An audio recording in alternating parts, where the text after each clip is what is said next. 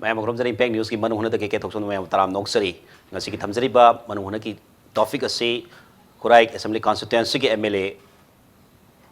ꯁꯨꯁꯤꯟꯗ꯭ꯔꯣꯅ resign ꯇꯧꯒꯅꯤ ꯍꯥꯏꯕꯒꯤ against ꯃꯥꯌꯣꯛꯇ ꯑꯩꯈꯣꯏ ꯔꯤꯖꯥꯏꯟ ꯇꯧꯕ ꯌꯥꯔꯣꯏ ꯍꯥꯏꯗꯅ ꯈꯨꯔꯥꯏꯒꯤ ꯃꯤꯌꯥꯝꯅ JC ꯑꯦꯒꯦꯟꯁ ꯗ ꯕꯣꯝ ꯕ꯭ꯂꯥꯁꯠ ꯈꯨꯔꯥꯏ ꯁꯥꯖꯣꯔ ꯂꯩꯀꯥꯏ ꯑꯃꯗꯤ ꯈꯨꯔꯥꯏꯒꯤ ꯃꯤꯌꯥꯝꯅ 24 ꯑꯋꯥꯔꯒꯤ ꯕꯟ ꯀꯧꯈꯤꯕ ꯃꯅꯤꯄꯨꯔ ꯄꯨꯝꯕꯒꯤ ꯑꯣꯏꯅ ꯍꯧꯈꯤꯕ ꯑꯍꯤꯡꯗꯒꯤ ꯉꯁꯤ ꯑꯍꯤꯡ ꯐꯥꯎꯕ ꯇꯧꯕꯇꯕꯨ ꯉꯁꯤ ꯑꯩꯈꯣꯏ JC ILPSꯀꯤ ꯑꯗꯨꯒ ILPꯒꯤ ꯏꯁꯨꯗ ꯂꯩꯈꯤꯗ꯭ꯔꯕ ꯔꯣꯕꯤꯟ ꯍꯨꯗꯀꯤ ꯑꯗꯨꯒꯨꯝꯂꯕ ꯃꯔꯤꯁꯨꯕ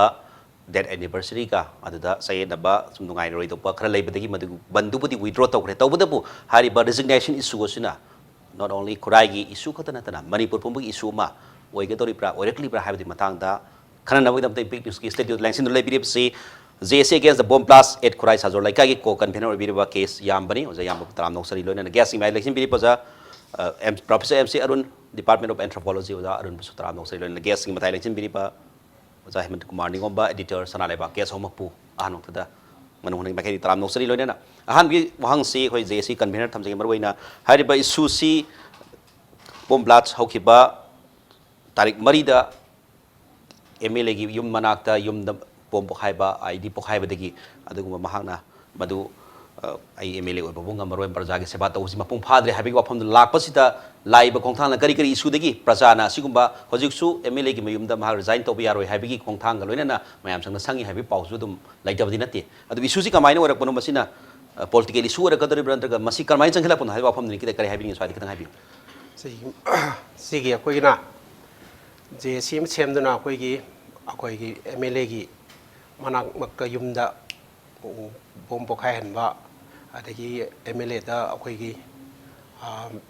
ꯃꯥꯅ ꯇꯧꯅꯤꯡꯕ ꯊꯕꯛ ꯃꯌꯥꯝꯁꯤ ꯇꯧꯕ ꯌꯥꯗꯕꯒꯤ ꯃꯑꯣꯡꯗ ꯂꯩꯔꯛꯄꯁꯤꯗ JC ꯀꯥꯡꯕꯨꯁꯤꯅ ꯁꯄꯣꯔꯠ ꯇꯧꯕ ꯑꯣꯏꯅ ꯍꯧꯖꯤꯛ ꯋꯥꯔꯤꯕꯁꯤ ꯈꯨꯔꯥꯏ ꯀꯦꯟꯗ꯭ꯔꯒꯤ ꯂꯩꯇ ꯂꯥꯏꯔ ꯃꯌꯥꯝ ꯑꯃ ꯁꯤꯒꯨꯝꯕ ꯆꯦꯡꯁꯤ ꯐꯪꯗꯕꯒꯤ ꯏꯁꯨꯗꯒꯤ ꯑꯩꯈꯣꯏ ꯁꯤꯒꯨꯝꯕ ꯀꯩꯅꯣꯁꯤ JCꯁꯦ ꯁꯦꯝꯃꯒ ꯑꯩꯈꯣꯏ ꯍꯧꯖꯤꯛ ꯁꯝꯅ ꯍꯥꯏꯔꯕꯗ ꯃꯅꯤꯄꯨꯔꯗ ꯊꯣꯛꯂꯤꯕ ꯈꯨꯗꯤꯡꯃꯛꯁꯦ ꯅꯨꯄꯤ ꯂꯥꯟꯕꯨ ꯑꯣꯏꯔꯣ ꯑꯩꯈꯣꯏꯒꯤ ꯃꯃꯥꯡꯗ ꯇꯧꯈꯤꯕ ꯃꯌꯥꯝꯁꯦ ꯆꯦꯡꯗꯒꯤ ꯉꯥꯛꯇꯅꯤ ꯑꯗꯨꯒ ꯈꯨꯔꯥꯏꯗ ꯂꯩꯔꯤꯕ ꯍꯥꯏꯗꯤ ꯑꯩꯈꯣꯏꯒꯤ ꯈꯨꯔꯥꯏꯗ ꯂꯩꯔꯤꯕꯁꯤ ꯑꯩꯈꯣꯏꯒꯤ ꯂꯧ ꯃꯌꯥꯅꯤ ꯈꯨꯔꯥꯏ ꯍꯥꯏꯁꯦ ꯂꯧꯅ ꯀꯣꯏꯁꯜꯂꯒ ꯂꯩꯕꯅꯤ ꯈꯨꯔꯥꯏꯁꯦ ꯑꯗꯨꯕꯨ ꯈꯨꯔꯥꯏꯗ ꯂꯧꯅ ꯀꯣꯏꯁꯜꯂ ꯂꯩ ꯍꯥꯏꯕ ꯇꯥꯔꯒꯁꯨ ꯈꯨꯔꯥꯏꯗ ꯂꯩꯔꯤꯕ ꯃꯤꯑꯣꯏꯁꯤꯡꯁꯤꯗꯤ ꯂꯧꯗꯣ ꯃꯄꯨ ꯑꯝꯇ ꯅꯠꯇꯦꯕ ꯏꯝꯐꯥꯜꯗꯒꯤ ꯑꯗꯒꯤ ꯑꯔꯥꯞꯄ ꯄꯩꯁꯥ ꯄꯥꯏꯕ ꯃꯌꯥꯝꯁꯤꯅ ꯂꯩꯔꯒ ꯏꯝꯐꯥꯜꯒꯤ प्रजाꯅ ꯎꯖꯕꯅꯦꯕ ꯑꯁꯨꯝꯅ ꯌꯥꯝꯅ ꯋꯥꯕ ꯂꯩꯕ ꯍꯥꯏꯕꯗꯤ ꯑꯩꯈꯣꯏꯗꯤ ꯍꯥꯏꯗꯤ ꯇꯣꯇꯦꯜ ꯀꯩꯅꯣꯗꯣ ꯄ꯭ꯔꯣꯐꯤꯠꯇꯣ ꯈꯨꯔꯥꯏꯗ ꯂꯩꯕ ꯀꯥꯡꯕꯨꯅ ꯐꯪꯕ ꯅꯠꯇꯦꯕ ꯐꯪꯗꯕꯅꯤꯅ ꯑꯩꯈꯣꯏꯗꯤ PDSꯀꯤ ꯆꯦꯡꯁꯤꯅ ꯑꯗꯨꯗ ꯕꯦꯁ ꯇꯧꯔ PDSꯗ ꯕꯦꯁ ꯇꯧꯔ ꯍꯤꯡꯖꯕ ꯉꯥꯛꯇꯅꯤ ꯍꯦꯜ ꯇꯨ ꯃꯥꯎꯠ ꯉꯥꯛꯇꯅꯤ ꯑꯩ ꯃꯥꯏꯁꯦꯜꯐ ꯑꯩ ꯏꯁꯥꯃꯛꯁꯨ ꯍꯦꯜ ꯇꯨ ꯃꯥꯎꯠꯅꯤ ꯑꯗꯨꯒ ꯍꯦꯜ ꯇꯨ ꯃꯥꯎꯠꯇꯒꯤ ꯑꯩꯈꯣꯏꯒꯤ ꯃꯣꯏꯒꯤ ꯌꯥꯝꯂꯕ ꯊꯥ 3 ꯂꯧꯊꯣꯛꯈꯤꯕ ꯍꯥꯏꯕꯁꯦ ꯁꯦꯡꯅ ꯍꯥꯏꯕꯗ ꯑꯩꯈꯣꯏꯗꯗꯤ ꯊꯥ 3 ꯂꯧꯊꯣꯛꯈꯤꯕꯗꯤ ꯑꯩꯈꯣꯏꯗꯤ CEO ꯍꯥꯏꯕꯅꯦꯕ ꯃꯣꯏꯅ ꯍꯥꯏꯔꯤꯕꯁꯦ ꯑꯗꯨ ꯁꯤꯒꯨꯝꯕ ꯄꯣꯠꯁꯤ ꯐꯪꯗꯕꯅꯤꯅ ꯑꯩꯈꯣꯏꯗꯤ ꯀꯝꯄ꯭ꯂꯦꯟ ꯖꯁ ꯑꯩꯈꯣꯏꯗꯤ ꯀꯟꯁꯔꯟ MLAꯗ ꯑꯩꯈꯣꯏ ꯀꯝꯄ꯭ꯂꯦꯟ ꯇꯧꯕ ꯃꯁꯥꯟ ꯇꯥꯕꯅꯤ ꯀꯝꯄ꯭ꯂꯦꯟ ꯑꯩꯈꯣꯏꯅ ꯄ꯭ꯔꯖꯥ ꯀꯩꯅꯣꯗ ꯑꯩꯒꯤ ꯏꯄꯥꯅꯤ ꯀꯩꯅꯣꯅꯤ ꯈꯜꯂꯤꯕ MLAꯁꯤꯗ ꯀꯝꯄ꯭ꯂꯦꯟ ꯇꯧꯕ ꯃꯇꯝꯗ MLAꯅ ꯑꯃꯨꯛ ꯀꯝꯄ꯭ꯂꯦꯟ ꯇꯧꯔꯦ ꯆꯦꯡ ꯄꯤꯌꯨ ꯍꯥꯏꯔꯒ ꯕꯣꯝ ꯄꯤꯔꯛꯄꯁꯤꯗꯤ ꯁꯤꯗꯤ ꯈꯨꯔꯥꯏ ꯄ꯭ꯔꯖꯥ ꯀꯅꯥꯅ ꯇꯨꯃꯤꯟꯅ ꯂꯩꯒꯗꯒꯦ ꯍꯥꯏꯕ ꯋꯥꯅꯤ ꯑꯩꯒꯤ ꯄꯨꯛ ꯊꯥꯡꯅꯅꯕ ꯑꯩꯒꯤ MLAꯗ ꯍꯥꯏꯖꯔꯒ MLAꯅ ꯃꯊꯛꯀꯤ ꯀꯩꯅꯣꯁꯤꯡꯗ ꯀꯟꯁꯔꯟ ꯃꯤꯅꯤꯁꯇꯔꯁꯤꯡꯗ ꯍꯥꯏꯔꯨꯔꯒ ꯁꯤꯒꯨꯝꯕ ꯂꯩꯖꯦ ꯑꯃꯅ ꯑꯣꯏꯔꯝꯕ ꯌꯥꯏ ꯑꯃꯅ ꯑꯣꯏꯔꯝꯕ ꯌꯥꯏ ꯃꯁꯤꯗꯤ ꯁꯦꯡꯗꯣꯛꯄꯤꯔꯛꯑꯣ ꯍꯥꯏꯕꯅꯦꯕ ꯁꯦꯡꯗꯣꯛꯄꯤꯔꯛꯇꯦ ꯗꯦꯟ ꯑꯦꯖ ꯋꯦꯜ ꯑꯗꯨꯒꯤ ꯃꯊꯛꯇꯨꯗ ꯍꯧꯖꯤꯛ ꯀꯃꯥꯏꯅ ꯇꯧꯒꯦꯗ ꯑꯩꯈꯣꯏꯒꯤ ꯃꯥꯡꯉꯤꯕ ꯆꯦꯡꯁꯤ 2017 ꯑꯦꯄ꯭ꯔꯤꯜꯗꯒꯤꯅ 2018ꯒꯤ ꯗꯤꯁꯦꯝꯕꯔ ꯐꯥꯎꯒꯤꯁꯤda ꯑꯩꯈꯣꯏꯅ ꯔꯤꯁꯤꯞ ꯇꯧꯔꯤꯁꯦ ꯑꯩꯈꯣꯏꯅ ꯐꯪꯉꯤꯁꯦ 14 ꯃꯟꯇꯤ ꯑꯩꯈꯣꯏꯅ ꯔꯤꯁꯤꯞ ꯇꯧꯋꯦꯕ ꯑꯗꯨꯒ ꯂꯦꯝꯍꯧꯔꯤꯕ ꯑꯩꯈꯣꯏꯒꯤ ꯀꯩꯅꯣꯁꯤꯗꯤ 7 ꯀꯩꯅꯣ ꯃꯟꯁꯤꯗꯤ ꯑꯩꯈꯣꯏ ꯐꯪꯗꯦꯕ 7 ꯃꯟꯁꯦ ꯁꯨꯃꯥꯏꯅ ꯇꯧꯔꯦ 7 ꯃꯟꯁꯦ ꯐꯪꯗꯦꯅ ꯀꯝꯄ꯭ꯂꯦꯟ ꯇꯧꯔꯦ ꯀꯝꯄ꯭ꯂꯦꯟ ꯇꯧꯔꯤꯕꯁꯤꯗ ꯑꯃꯨꯛ ꯑꯥꯐꯇꯔ ꯑꯣꯜ ꯀꯝꯄ꯭ꯂꯦꯟ ꯇꯧꯔꯦ ꯁꯤꯒꯤ ꯅꯣꯂꯦꯖꯁꯦ ꯁꯤꯒꯤ ꯀꯩꯅꯣꯁꯦ ꯕꯣꯝ ꯕ꯭ꯂꯥꯁꯁꯦ ꯇꯧꯗ꯭ꯔꯤꯉꯩꯗ ꯀꯩꯅꯣ ꯇꯧꯗ ꯑꯩꯈꯣꯏꯒꯤ MLA ꯃꯁꯥꯃꯛꯅ ꯑꯩꯈꯣꯏꯒꯤ ꯁꯣꯃꯦꯟꯗ꯭ꯔꯣꯒꯤ ꯑꯁꯤꯗ ꯑꯩꯈꯣꯏꯒꯤ ꯄꯥꯕ꯭ꯂꯤꯛ ꯃꯤꯇꯤꯡ ꯑꯃꯗ ꯑꯩꯈꯣꯏꯒꯤ ꯅ꯭ꯌꯨꯁꯄꯦꯄꯔ ꯗꯤꯁꯇ꯭ꯔꯤꯕ꯭ꯌꯨꯇꯔ ꯃꯌꯥꯝꯒꯤ ꯑꯩꯈꯣꯏꯒꯤ ꯐꯪꯁꯟ ꯑꯃꯗ KPD ꯃꯁꯥꯃꯛ ꯌꯥꯎꯔꯒ CM ꯌꯥꯎꯔꯒ ꯁꯤꯒꯤ ꯈꯨꯗꯤꯡꯃꯛ ꯂꯣꯏꯅ ꯐꯪꯍꯟꯅꯕ ꯄꯤꯔꯅꯦꯅ ꯂꯧꯊꯣꯛꯈ꯭ꯔꯕ ꯄꯣꯠꯅꯦꯕ ꯀꯅꯥꯝꯇꯅ ꯃꯁꯤꯗ ꯍꯦꯟꯅ ꯁꯨꯃꯥꯏꯅ ꯏꯔꯥꯡꯒꯤ ꯊꯣꯛꯂꯛꯑꯝꯃꯣꯏꯗꯕꯅꯦꯕ ꯑꯗꯨꯝ ꯃꯗꯨꯗ ꯄꯤꯔꯝꯕ ꯇꯥꯔꯒꯗꯤ ꯑꯗꯨꯁꯨ ꯂꯣꯏꯈ꯭ꯔꯦ ꯑꯗꯨ ꯂꯩꯔꯒ ꯇꯨꯃꯤꯟꯅ ꯂꯩꯔꯦ ꯑꯩꯈꯣꯏ ꯄ꯭ꯔꯖꯥ ꯃꯌꯥꯝꯁꯦ ꯀꯔꯤꯝꯇ ꯍꯥꯏꯗ꯭ꯔꯦ ꯑꯗꯣ ꯑꯥꯐꯇꯔ ꯑꯣꯜ ꯁꯤ ꯃꯇꯝꯗ ꯑꯇꯣꯞꯄ ꯗꯣꯜ ꯑꯃꯅ ꯈꯨꯔꯥꯏꯗ ꯂꯩꯕ ꯑꯇꯣꯞꯄ ꯗꯣꯜ ꯑꯃꯅ MLAꯗ ꯆꯥꯔꯖ ꯇꯧꯁꯤꯜꯂꯦ ꯀꯩꯅꯣ ꯇꯧꯔꯦꯅ ꯆꯦꯡꯁꯤ ꯑꯩꯈꯣꯏꯅ ꯀꯩꯅꯣ ꯂꯧꯊꯣꯛꯈ꯭ꯔꯦꯅ ꯑꯗꯨꯒꯤ ꯂꯧꯊꯣꯛꯄ ꯇꯧꯕꯗꯨꯗꯒꯤ MLA ꯁꯦ ꯃꯥꯅ ꯂꯧꯊꯣꯛꯄ ꯅꯠꯇꯕꯅꯤꯅ ꯑꯁꯦꯡꯕ ꯀꯩꯅꯣꯗꯣ ꯑꯁꯦꯡꯕꯗꯣ ꯍꯥꯏꯕꯅꯤꯅ ꯂꯧꯊꯣꯛꯄ ꯅꯠꯇꯕ ꯑꯣꯏꯕꯗꯒꯤ ꯃꯥꯅ ꯀꯩꯅꯣꯗ ꯃꯥꯔꯆꯀꯤ ꯗꯦꯠ 2ꯁꯤꯗ ꯀꯩꯅꯣꯗ MLA ꯅ FIR ꯑꯃ ꯂꯟꯁ ꯇꯧꯔꯦꯕ ꯑꯗꯨꯒ ꯁꯤꯒꯤ ꯍꯦꯛ ꯂꯟꯁ ꯇꯧꯕ ꯃꯇꯨꯡꯗ ꯊꯥ ꯑꯃꯒꯤ ꯉꯁꯥꯏꯒꯤ 7ꯗꯨꯗꯒꯤ ꯊꯥ ꯑꯃꯗꯤ ꯄꯤꯊꯣꯔꯛꯑꯦꯕ ꯀꯩꯅꯣꯁꯤꯅ ꯑꯩꯈꯣꯏꯒꯤ ꯆꯦꯡꯁꯦ ꯒꯣꯔꯃꯦꯟꯅ ꯑꯗꯨ ꯍꯧꯖꯤꯛ ꯄꯦꯟꯗꯤꯡ ꯂꯩꯍꯧꯔꯤꯕ ꯄꯣꯠꯁꯦ ꯑꯩꯈꯣꯏ ꯊꯥ 6ꯀꯤ ꯄꯦꯟꯗꯤꯡ ꯂꯩꯍꯧꯔꯤꯕ ꯊꯥ 6ꯀꯤ ꯄꯦꯟꯗꯤꯡ ꯂꯩꯍꯧꯕꯁꯤꯗ ꯑꯗꯒꯤ ꯑꯩꯈꯣꯏꯅ ꯁꯤꯒꯤ ꯄꯣꯠꯁꯤ ꯀꯅꯥꯅ ꯂꯧꯔꯤꯅꯣ ꯀꯔꯤ ꯇꯧꯔꯤꯕꯅꯣ ꯍꯥꯏꯕꯁꯤ ꯁꯤ ꯊꯤꯒꯠꯄꯤꯌꯨ ꯍꯥꯏꯕꯅꯦꯕ ꯑꯗꯨꯕꯨ ꯉꯁꯤꯐꯥꯎꯗ ꯃꯄꯤ ꯃꯄꯥ ꯑꯣꯏꯔꯤꯕ ꯃꯤꯅꯤꯁꯇꯔ ꯈꯪꯗꯦ ꯑꯗꯒꯤ ꯗꯦꯟ ꯍꯧꯖꯤꯛ ꯇꯧꯔꯤꯁꯦ ꯀꯅꯥꯅꯣꯅ ꯈꯪꯗꯅ ꯍꯧꯖꯤꯛ ꯇꯨꯃꯤꯟꯅ ꯆꯨꯞꯇ ꯂꯩꯕꯁꯤꯗ ꯁꯦꯅꯗ ꯑꯗꯨꯒꯤ ꯁꯤꯒꯤ ꯂꯩꯔꯤꯉꯩ ꯇꯥꯂꯛꯁꯤꯗ ꯑꯃꯨꯛ ꯕꯣꯝꯁꯦ ꯄꯣꯈꯥꯏꯍꯜꯂꯛꯄꯅꯦꯕ ꯁꯤꯒꯤ ꯃꯇꯥꯡꯁꯤꯗ ꯁꯨꯃꯥꯏꯅ ꯇꯧꯔꯛꯄꯁꯤꯗꯒꯤꯅꯦꯕ ꯄ꯭ꯔꯖꯥ ꯃꯌꯥꯝ ꯍꯧꯔꯛꯏꯁꯦ Okay, yamna nungaitaba haitare prajadasu prajagi mapi mapani am haidana leiriba adugumbatuda mayamgi kholao am laurubutuda sigumba laibak thiba thodo si thokpadagi adigi resignation gi problem am khaklakpadagi madu akoigi bangi susi lakpane hamni tawda bu laib phabna withdraw di tawgre matang sida akoigi maruina sigi akoigi Kevin PD mai kai digi sumai yamna akoigi Kevin PD minister masamna su haigiba lei madu akoigi madu yam clearly oi kendra gi nominee signature tawba aduga matung da pibani haibla aduga PDS ki nafsa gi sieng sing se mipum khuding phangan baje pandam moraga su with sakhum yongna yokshan badudi minister amasung kenogi koi gi official sing madudi yobangam moi haibe ofam jale maduna adugi wafam tongan tongan wadu lomda khitang na thairaga hai jab tare ozarun lak sake bangi shuma la paina mamang da CM na bangi wafam siam na madu strictly mamang da tha ahum hin blockade tong bagi issue manipur la hin blanje ban da waje against the people of Manipur haibagi CM na dugi strictly magi wafam di lay adupu aju bota sigma ban tawgani haibe mayok mamang da ban taw mayam da di Chief Minister Secretary gi wahi mayam thokdana madu tawdana mayam semi adu handak ki sida du mami si paper da su kai su udi adu notification thokpat udi banji mayok ta action lokhat pan banji namthana bagi wafam jai de masi karam mongda miyeng lay ojab masi se ꯑꯩꯈꯣꯏꯒꯤ ꯉꯁꯤ ꯇꯧꯅꯦꯅ ꯇꯧꯔꯝꯃꯤꯕ ꯕꯟꯗꯨꯗꯤ ꯑꯩꯅ ꯈꯟꯖꯕꯗ local ꯀꯩꯅꯣ ꯈꯨꯔꯥꯏ ꯃꯥꯏꯀꯩꯒꯤ ꯑꯣꯏꯅ ꯇꯧꯕ ꯑꯣꯏꯅ ꯎꯏ ꯑꯗꯨꯒ ꯃꯗꯨꯒꯤ ꯏꯁꯨꯁꯤ ꯍꯧꯖꯤꯛ ꯑꯩꯈꯣꯏꯗ ꯎꯔꯤꯕ ꯄꯣꯠ ꯑꯁꯤꯅ ꯀꯔꯤꯅꯣ ꯍꯥꯏ ꯃꯇꯝꯗ ꯈꯨꯔꯥꯏꯒꯤ ꯄ꯭ꯔꯖꯥꯁꯤꯡꯅ ꯆꯦꯡ ꯐꯪꯐꯝ ꯊꯣꯛꯄ ꯊꯥ ꯃꯁꯤꯡꯗꯨ ꯐꯪꯏ ꯐꯪꯗꯦ ꯑꯗꯨꯒꯤ ꯂꯧꯈ꯭ꯔꯦ ꯂꯧꯗꯦ ꯍꯥꯏꯕꯒꯤ ꯁ꯭ꯋꯥꯏꯒꯤ ꯌꯥꯝꯅ ꯏꯁꯨꯁꯤ ꯌꯥꯝꯅ ꯂꯣꯀꯦꯂꯥꯏꯖ ꯇꯧꯕ ꯏꯁꯨ ꯑꯃ ꯑꯣꯏꯅ ꯎꯕ ꯑꯗꯨꯒ ꯔꯦꯁꯄꯣꯟꯁ ꯇꯧꯔꯛꯄ ꯃꯇꯝꯗꯁꯨ ꯑꯩꯈꯣꯏꯅ ꯌꯥꯝꯅ ꯂꯣꯀꯦꯜ ꯏꯁꯨ ꯑꯃ ꯑꯣꯏꯅ ꯑꯩꯈꯣꯏꯗ ꯀꯩꯅꯣꯁꯦ ꯃꯇꯤꯛ ꯆꯥꯅ ꯑꯩꯈꯣꯏꯗ PDSꯀꯤ ꯄꯣꯠꯂꯝ ꯐꯪꯗ꯭ꯔꯦ ꯃꯗꯨꯒꯤꯗꯨ ꯃꯇꯝ ꯆꯥꯅ ꯄꯤꯕꯤꯌꯨ ꯍꯥꯏꯕꯒꯨꯝꯕ ꯑꯗꯨꯒꯤ ꯄꯣꯠꯁꯤꯗ ꯕꯣꯝ ꯌꯥꯎꯔꯛꯑꯦ ꯕꯣꯝ ꯌꯥꯎꯔꯛꯑꯐꯥꯎꯗ ꯁ꯭ꯇꯤꯜ ꯃꯁꯦ ꯂꯣꯀꯦꯜ ꯏꯁꯨ ꯑꯃ ꯑꯣꯏꯅ ꯈꯨꯔꯥꯏ ꯀꯟꯁꯇꯤꯇꯨꯋꯦꯟꯁꯤꯁꯤꯒꯤ ꯏꯁꯨ ꯑꯃ ꯑꯣꯏꯅ ꯍꯧꯖꯤꯛ ꯐꯥꯎꯕ ꯂꯩꯕ ꯑꯗꯨꯒ ꯕꯟ ꯏꯠꯁꯦꯜꯐꯁꯤꯁꯨ ꯑꯩꯈꯣꯏꯅ ꯎꯖꯕꯗ ꯃꯅꯤꯄꯨꯔ ꯕꯟ ꯅꯠꯇ꯭ꯔꯒ ꯏꯝꯐꯥꯜ ꯏꯁ ꯕꯟ ꯍꯥꯏꯗꯅ ꯈꯤꯇꯪ ꯆꯥꯎꯊꯣꯛꯄ ꯅꯠꯇꯕ ꯃꯥꯒꯤ ꯂꯣꯀꯦꯜ ꯀꯩꯅꯣ ꯑꯦꯔꯤꯌꯥ ꯈꯔꯗꯗ ꯇꯧꯅꯤꯡꯕꯒꯤ ꯕꯟ ꯑꯃ ꯑꯣꯏꯅ ꯎꯏ ꯑꯗꯨꯅ ꯔꯦꯁ ꯑꯣꯐ ꯗꯤ ꯁ꯭ꯇꯦꯠꯅ ꯑꯇꯣꯞꯄ ꯗꯦꯟ ꯒꯃꯦꯟꯠꯅꯁꯨ ꯃꯁꯤꯒꯤ ꯄꯣꯠꯁꯦ ꯌꯥꯝꯅ ꯂꯨꯝꯅ ꯂꯧꯗꯕꯒꯤ ꯌꯥꯝꯅ ꯀꯩꯅꯣ ꯑꯣꯏꯅ ꯂꯧꯗꯕꯒꯤ ꯄꯣꯠ ꯑꯃ ꯑꯩꯈꯣꯏꯅ ꯎꯕ ꯐꯪꯉꯤ ꯑꯗꯨꯃꯛꯅꯁꯨ ꯃꯈꯣꯏꯅ ꯀꯩꯅꯣꯗ ꯕꯟ ꯇꯧꯅꯤꯅ ꯍꯥꯏ ꯃꯇꯝꯁꯤꯗ ꯃꯗꯨꯗꯤ ꯇꯧꯕꯤꯒꯅꯨ ꯇꯧꯕꯤꯌꯨ ꯅꯠꯇ꯭ꯔꯒꯅ ꯅꯍꯥꯟꯋꯥꯏ ꯈꯤꯇꯪ ꯇꯧꯕ ꯃꯇꯝꯗꯗꯤ ꯋꯤꯗꯤꯟ ꯑꯦ ꯁꯣꯔꯠ ꯑꯋꯔꯁꯇ ꯔꯤꯌꯦꯛꯁꯟ ꯂꯥꯛꯏ ꯒꯃꯦꯟꯅ ꯑꯍꯤꯡꯗ ꯀꯧꯔꯒ ꯅꯦꯒꯣꯁꯤꯌꯦꯠ ꯇꯧꯔꯒ ꯑꯍꯤꯡ ꯑꯗꯨꯃꯛꯇꯗ ꯍꯦꯛ ꯅꯣꯡꯉꯥꯟꯕꯗꯒꯤ ꯕꯟ ꯇꯧꯒꯗꯕꯁꯦ ꯑꯍꯤꯡꯗ ꯂꯧꯊꯣꯛꯍꯟꯈꯤꯕꯒꯤ ꯍꯟꯗꯣꯛꯅꯕꯒꯤ ꯄꯣꯠ ꯃꯌꯥꯝ ꯑꯃ ꯑꯩꯈꯣꯏꯅ ꯎꯈ꯭ꯔꯦ ꯑꯗꯨꯒ ꯁ꯭ꯋꯥꯏ ꯃꯇꯥꯡꯁꯤꯗ ꯑꯩꯈꯣꯏꯅ ꯌꯦꯡꯕ ꯌꯥꯔꯤꯕꯁꯤ ꯏꯁꯨꯁꯤ ꯂꯥꯏꯔꯕ ꯃꯤꯌꯥꯝꯗ PDSꯀꯤ ꯄꯣꯠꯂꯝ ꯐꯪꯗ꯭ꯔꯦ ꯍꯥꯏꯕꯁꯤꯅꯦ ꯍꯥꯏꯕ ꯃꯁꯤꯒꯤ ꯄꯣꯠꯁꯤ ꯀꯩꯅꯣꯗ ꯈꯨꯔꯥꯏ ꯈꯛꯀꯤ ꯏꯁꯨ ꯅꯠꯇꯦ ꯃꯁꯤꯒꯤ ꯀꯝꯄ꯭ꯂꯦꯟꯁꯦ ꯑꯇꯣꯞ ꯑꯇꯣꯞꯄ ꯀꯩꯅꯣꯁꯤꯡꯒꯤ ꯀꯦꯟꯗ꯭ꯔꯁꯤꯡꯗ ꯑꯇꯣꯞ ꯑꯇꯣꯞꯄ ꯂꯩꯀꯥꯏꯁꯤꯡꯗ ꯑꯇꯣꯞ ꯑꯇꯣꯞꯄ ꯃꯐꯝꯁꯤꯡꯗꯒꯤꯁꯨ ꯃꯁꯤꯒꯤ ꯀꯝꯄ꯭ꯂꯦꯟ ꯃꯌꯥꯝ ꯑꯃ ꯂꯩꯔꯤꯑꯕ ꯑꯗꯨꯅ ꯑꯦꯟꯇꯤꯌꯔ PDSꯀꯤ ꯑꯃꯗꯤ ꯆꯦꯡ ꯌꯦꯟꯊꯣꯛ ꯌꯦꯟꯁꯤꯟꯒꯤ ꯀꯔꯥꯒꯤ ꯄꯣꯠꯁꯤꯗ ꯂꯩꯕꯥꯛꯁꯤꯗ ꯇꯧꯔꯤꯕꯁꯤ ꯀꯔꯤꯅꯣ ꯂꯩꯕꯥꯛꯁꯤ ꯃꯄꯨ ꯄꯥꯟꯗ꯭ꯔꯕ꯭ꯔꯥ ꯍꯥꯏꯕꯒꯤ ꯄꯣꯠ ꯑꯃ ꯑꯩꯈꯣꯏꯗ ꯂꯥꯛꯑꯦꯕ ꯁꯔꯀꯥꯔꯁꯤ mayamna hek semba matamda sahi ani makhai mu sujalae hek semba dagi na hojik phawbasida sarkar se yamna niyom chumna chatpa yamna integrity leiba adugumba sarkar ni each and every minister se afaba minister ne na lauramba se masi hojiki wathok sida akoina kaino pen da phongdu iba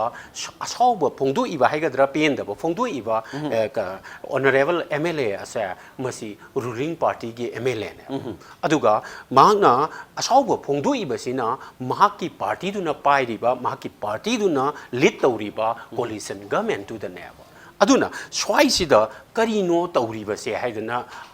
mayam sina miyam na ngakpa ma karino akoina afabani asengbani tulasi mana na chamadana dagi sangom na tarara iru kaino se iru jaraba matungda yamna sengna sarkar pai kiba govinda da then election khudimak ta chatana lai khoramaga kakriba maduda semi ba sarkar asigi manungda amana resign tawrage haiba natre hairagana prajana kaino se concerned minister do resign tawro haina haiba sigi matang si yorpa matam si de pot se local issue oina address tawbam thoktre ene kalli aduna leibang miam changna masigi issue asa state issue ama oina mase debate tawba amadi PDS ki problem asa masi mafung khudimakta sakthung chamana phangdre thatre phangdre leitradi phangdre na thatre phangdre ka di phangdre ya contractor ji na din han newspaper da declare tawgreba thamanga amadi mangon da leire haina adu thamanga do leiraga di lairba parja jing da khoi pithor ba kari kai ge ba adu pithok piro newspaper da yaure loina yaure ada MLA resign tawge je MLA je resign ta mana haib da tarak ta badagi resign tawge ge bene kana na bu resign tawning doino praja gi awabdu uraga mana resign tawge haib ne MLA haije aina honorable MLA na mana resign tawge na magi last resort oina madu su ruling party ki MLA respond bhang de badai ne respond phangdre hai batara gadi adwai du de state na state aduna takpadi mase khurai khaktak ta thokpa phenomenon la natra erga na konthok jam da di thoktrabra ya school da di thoktrabra wangu da di thoktrabra ukrul da di thoktrabra haibegi question nama thokla ya aduna ukrul da su kari da su leiriba mayam singa asa samana na phangdre hairaga na samana na phangdabdi kaide ataina phangaga khurai phangde hairaga di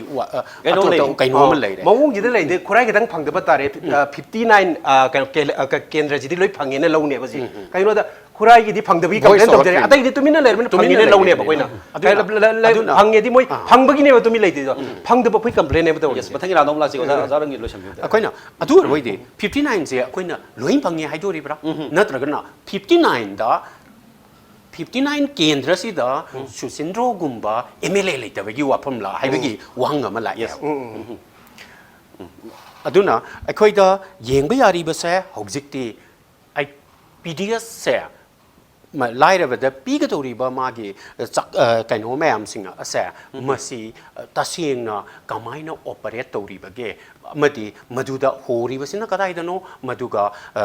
wali basina kadai dano aduga leak oikiba mapum leiragana madu identify toraganda madu chapchana madugi responsibility sa fix to masangi madu contractor ki thaktra madu director ki thaktra minister ki thaktra for that matter MLA ki thaktra haibana sing basa masi puthu akanda each and every constituency humphu makki examination to ma changi na ikanli aduna kano se khoi honorable MLA na resign tongni na mana khangchau chauraga thori ba sa masi khajik tang father pungning father janing aduga debate asa state ki level da debate mahak ne initiate torpa amadi mana lukching ga anda masigi PDS ki problem asa mafam sana matam sana yobam thok mi sing de yori bra haibasa check tongminaba ma changiena khali maduda honorable MLA kaino ge khurai gi honorable MLA na lead to biragadi amukena akoina nungai jagani kamaro ne issue sita hojik si haibiri jesi site haibiri 5 months ki CNC contractor khut leire haibagi wafam de bu clarification adu madu public ta yoraba yodriba haiba wafam du leire aduga Kuragi honorable MLN Toriba Maki City, not only Kurai Kataki of the Laro state issue, public issue, Evelina, Kanana, Manipur Sea, Lairepa, Mayam Napsagi, Pahum, seeing Lipam, the Pangatan, Lairep, talked about BPL, talked about Haitare, below poverty line, Aduna, Masigo Mayamsi, not only 59K, the significant issue later, but not Kulai Katak, Oibra Hypocation, Wapamse, Marina, Ozikista state issue. Tasen oipam thobani masidi sigumagi keno se dem no zaimata political issue ko manda bra masi matang kita maram di mamang da BJP ki manung da asoba kano mak crisis amak legi MLA madu leadership change to wa phom su legi madu da hari basing sida korai gi MLA masa mak su tongan group am da yoram ba yai ne khali masi ko masi lak phas degi ai gi government sida sagi tulsi manana ki ga samthoi ba sangom na iru zari ba government sida adum magi fazidaba natraga dugumagi karimba ahoba khara urakpadagi MLA su puning phadaba ngamakta par haiwa famdani kari having yo zaim saida madu ai la lena lowi zaki lariba political tussle moi party manungi keno se ai masigadi mari sori lendi ne khale maram di sigi isu se khwai yanan basi khoi khange ngasagi keno sina political party amakhakna maming eta palle sine khoi CPI na khoi keno singi khoi beneficiary haitare ko nafsagi National Food Security Act sigi makhada card pairaga lupa ahum gi seng phangada people singdo adugi sengdo phangdre sine aro MLA ka do lei MLA na lawhrabra sarabra sine bla iwa first stars MLA da tari MLA ne yam duri di sine ba ko ado MLA di ahoina khange asigi MLA si atai ga MLA ga kaya manada MLA ne ba magi sing adugi mudam da nadraga na karor pibam da adu madaga mita ga da MLA nati khoi khange ba MLA se nadi se khoi kam khange maso mu tham gi se ba assembly gi floor da MLA mayam amna mai kendra da assembly constituency da sing phangda ba gi wa thok mayam ma lei wa thok tu da moina pukhalaki ba se ai gi people sing na MLA na sing sagre khoi leingam dre ma hayo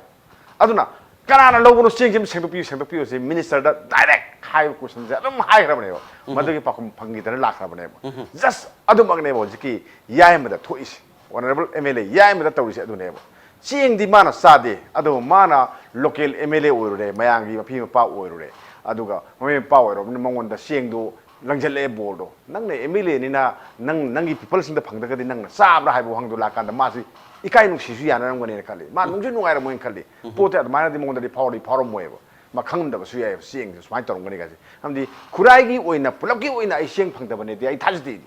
khar dai phangum dong bali ai ma keno le phangi je akoi gi total akoi gi keno dagi na April dagi na kurai esigi oina kurai esigi oina pulap ne pulap ki oina phangi adu ne adu yam sieng yami pulap yami aduna ngasagi sieng si tobusigi di mana madugi matang da madi sengdu lodi si ma masana sum sengdong ngane khali hairam ngane khali sengdong dagadi seng si kanana lobuno thek pata bane people mayam na hore adagi di political party yamna langchale bol langchale rajniti gi loktunu ba si aduni ko sai ko lai se ngasagi sangga men kai ba hum nate ba lakan di ai gi people na MLA sham lujani da MLA sham pikazani ko magi people sing na monda vote pi sing na yarak traba ma laingam ponti ma oje thonglo la khangem ni ko je ma thonglo le sikai gino mana resign tawni haido re mana resign tawni hairo re mana ai resign tawni ai mayam gi pin ai peln ba se ngam dra bani na mayam na adama haibi ra na ai si pham tharuk chere ge mana hairo re adagi di ngasagi people mayam dra nang pham tharuk pu yaro ena solution thami ne ba still no liban ngasagi mayam jina ngasagi magi mangonda vote pi ri mayam sina ma MLA se house arrest or thami ni solution thami ne ba mapan thok yaro ena nang pa to ngasi ne mana matam tha do ngasi si ma resign tawru ge haibani ma si solution thangre ma si ne blai adu gadi magi mana tawge haidu kari gino hakanda mai question je ani sui akoi ni yeng bada amana akoi gi ngasagi government sida si wathok lathok mayam sim ma khange adu government na mangon da kai magi da mata kari mata haibi de kai tawbi de hai force ma waro um le ngane khale then just amana atopa mana protest ne kari gino ai people sing da sing phangan de kari gino hai protest ne hai badi amana government sing na bari kaino ai su government de yauri ni ai MLA ni ai gi government se ai gi ne le ba government se na ai gi people sing sing phangan de ne magi lai je then atopa amana magi protest kari gi phangan de no hai protest ne ba ani ne lai aduna sing kamai to bono sai da lakanda ꯑꯩꯈꯣꯏꯒꯤ ꯒꯣꯗꯥꯎꯟꯗꯒꯤ ꯃꯤꯅꯤꯁꯇꯔꯒꯤ ꯋꯥꯅꯤ ꯑꯩꯈꯣꯏ ꯂꯥꯛꯏꯁꯦ ꯀꯔꯝ ꯁꯤꯌꯥꯝꯅ ꯉꯔꯥꯡ ꯍꯥꯏꯕꯗꯨ ꯆꯥꯛꯈꯨꯝ ꯐꯥꯎꯕ ꯄꯥꯅꯕꯗꯤ ꯑꯩꯈꯣꯏ ꯉꯝꯃꯣꯏ ꯍꯥꯏꯌꯦ official amadi ML minister na sakum phau pa na budi ngamoy yam ꯉꯝꯃꯣꯏ clearly ꯍꯥꯏꯕꯅꯦ. haigre ꯌꯥꯝ ꯍꯥꯏꯌꯦꯕꯀꯣ ꯑꯗꯣ ꯃꯥ ꯂꯥꯟꯗꯤ ꯂꯥꯟꯕꯅꯤ ꯃꯥꯅ ꯍꯥꯏꯕ ꯋꯥꯗꯣ ꯑꯩ ꯃꯥꯗꯣ ꯃꯥꯅ ꯍꯥꯏꯕꯗꯣ ꯃꯥꯒꯤ ꯑꯁꯨꯝꯕꯁꯨ ꯌꯥꯎꯏꯀꯣ ꯑꯔꯥꯟꯕꯁꯨ ꯌꯥꯎꯏ ꯑꯩꯅ ꯂꯧꯔꯤꯕ ꯋꯥꯈꯜꯂꯣꯟꯁꯤꯗꯗꯤ ꯑꯩ ꯂꯥꯜꯂꯦꯅ ꯍꯥꯏꯖꯒꯦ ꯆꯦꯡꯁꯤ ꯑꯥꯗꯩ ꯒꯣꯗꯥꯎꯟꯗꯒꯤꯗꯤ ꯁꯤꯡꯈ꯭ꯔꯦ ꯀꯅꯥꯅ ꯁꯤꯡꯉꯤ ꯇ꯭ꯔꯥꯟꯁꯄꯣꯔꯠ ꯀꯟꯗꯛꯇꯔꯅ ꯁꯤꯡꯉꯦ ꯁꯣꯏ